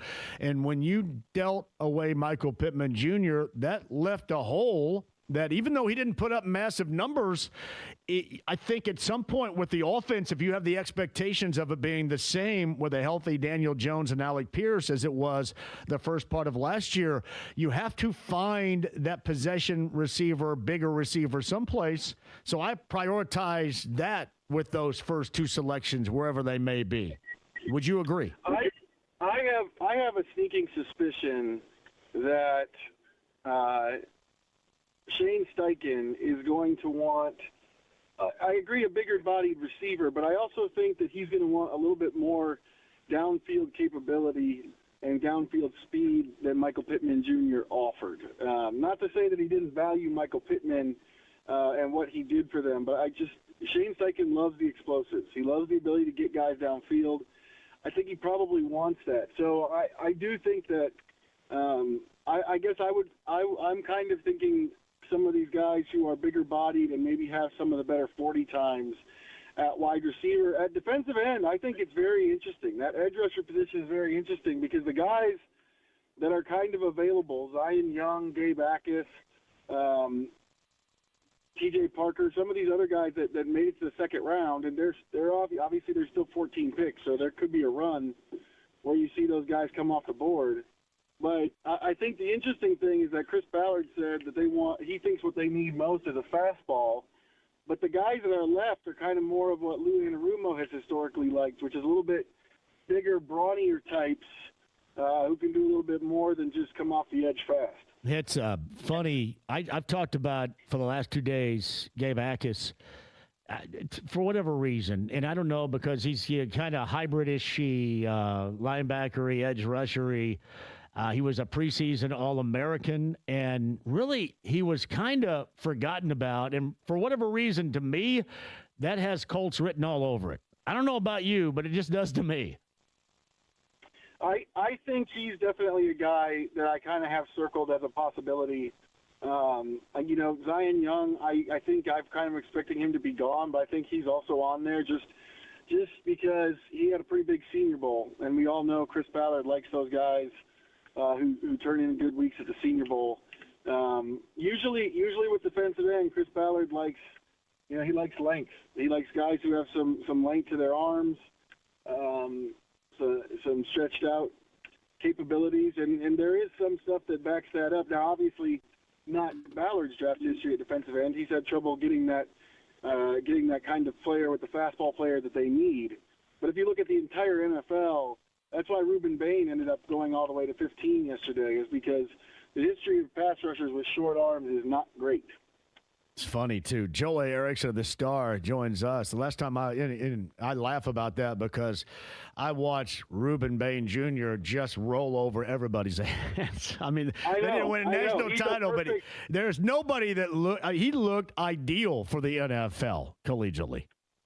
I know, and I'm really interested in how his career goes just because there's a part of me that thinks that he's going to be the outlier. His arms are less than 31 inches. That's generally very, very, very small compared to most pass rushers. But I saw the same thing you did. Every time I flipped on Miami, he looked unblockable.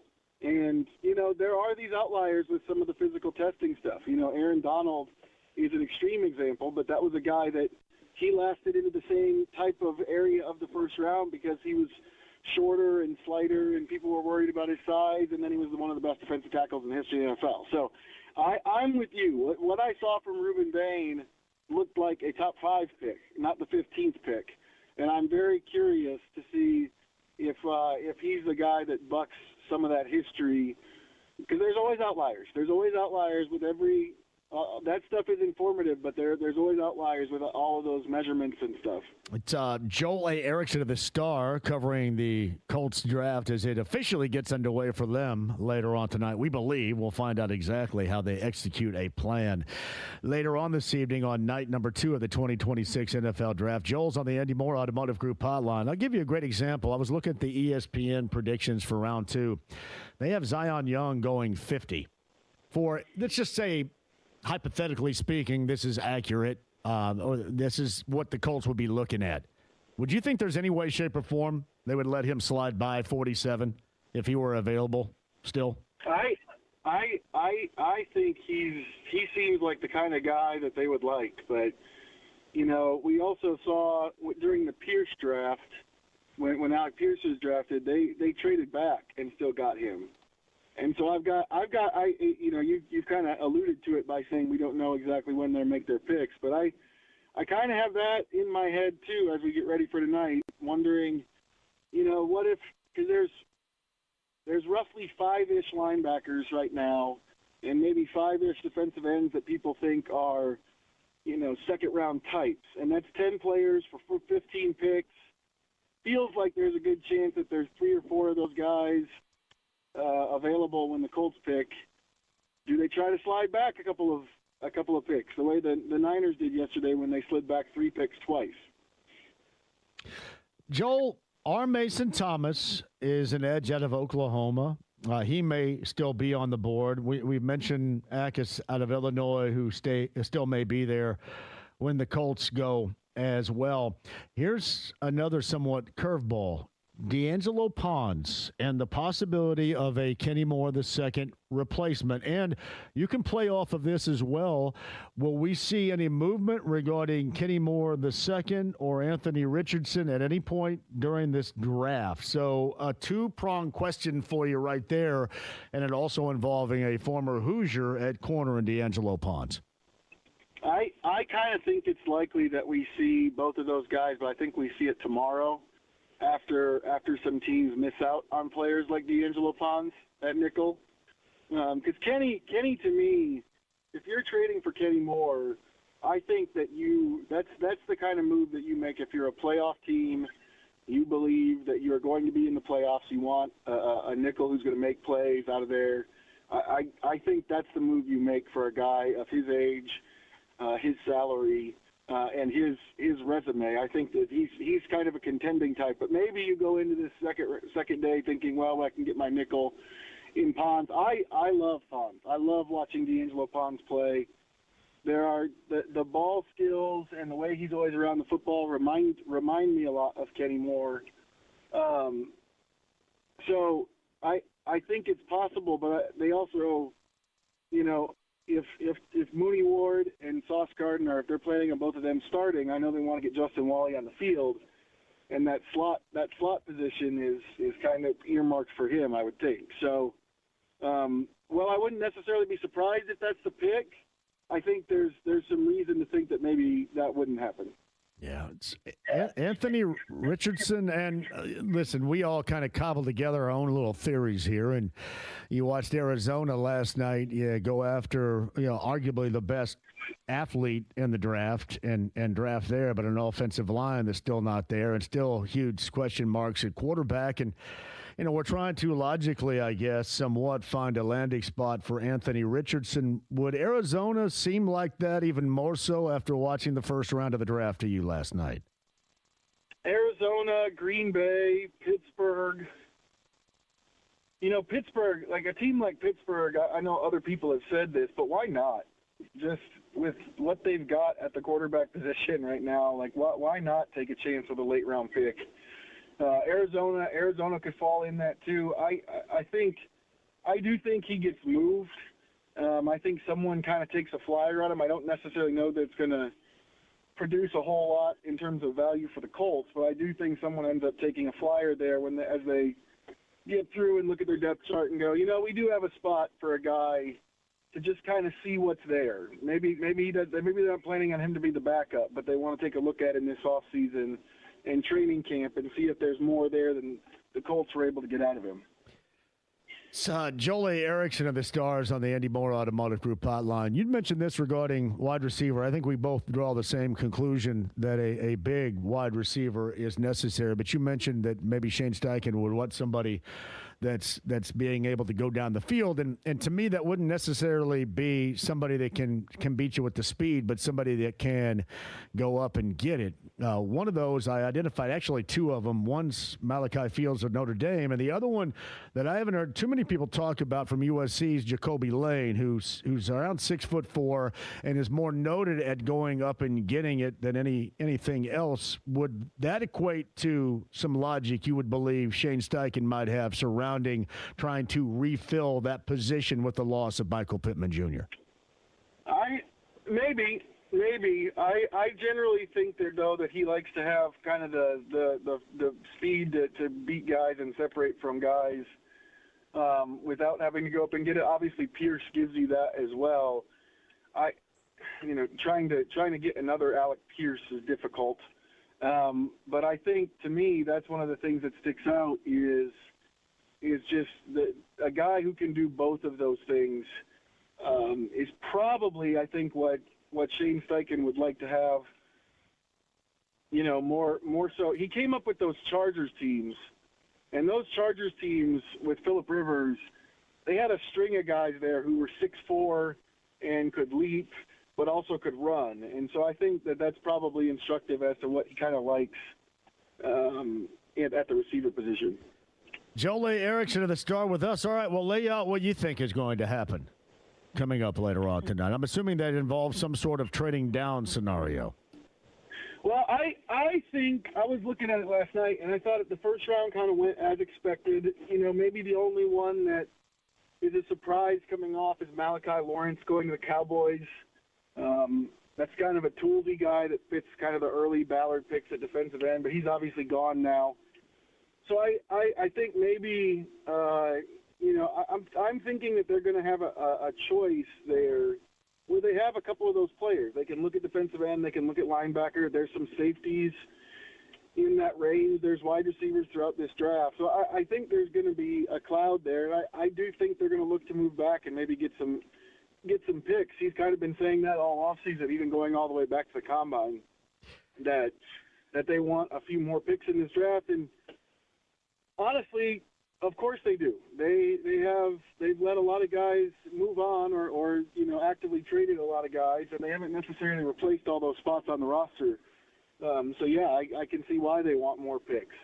Now, will they at some point address running back? Because that is even more thin outside of their superstar, even more thin than the linebacker position. I think they should. I think it's probably going to be later on, obviously, in the draft is when I think that's more of a tomorrow than tonight. But I do think they should. Jonathan Taylor's headed into the last year of his deal, I believe, and he's a guy that he's kind of moved past those ankle injuries and been pretty durable the last 2 years. But it's running back. And it's hard to count on anybody being, healthy for the entire season at running back. And I've thought for a while that they needed to have a little bit more of a change of pace, just to maybe take some of the. I know why they keep Taylor on the field, because you feel like any carry he has could go the distance if he just gets the right seam. But you also want to keep him healthy, keep him fresh. And if they had the right player, if they had a player who maybe had some of that home run ability, maybe they'd be more likely to give him a breather every once in a while. That is Joel Erickson of the Star. He's got you covered later on tonight with the Colts in day number 2 of the draft, and expected with second and third rounders as of right now to be drafting in his 2026 NFL draft. Joel, I appreciate it, man. Have a great weekend. You bet. We'll see you.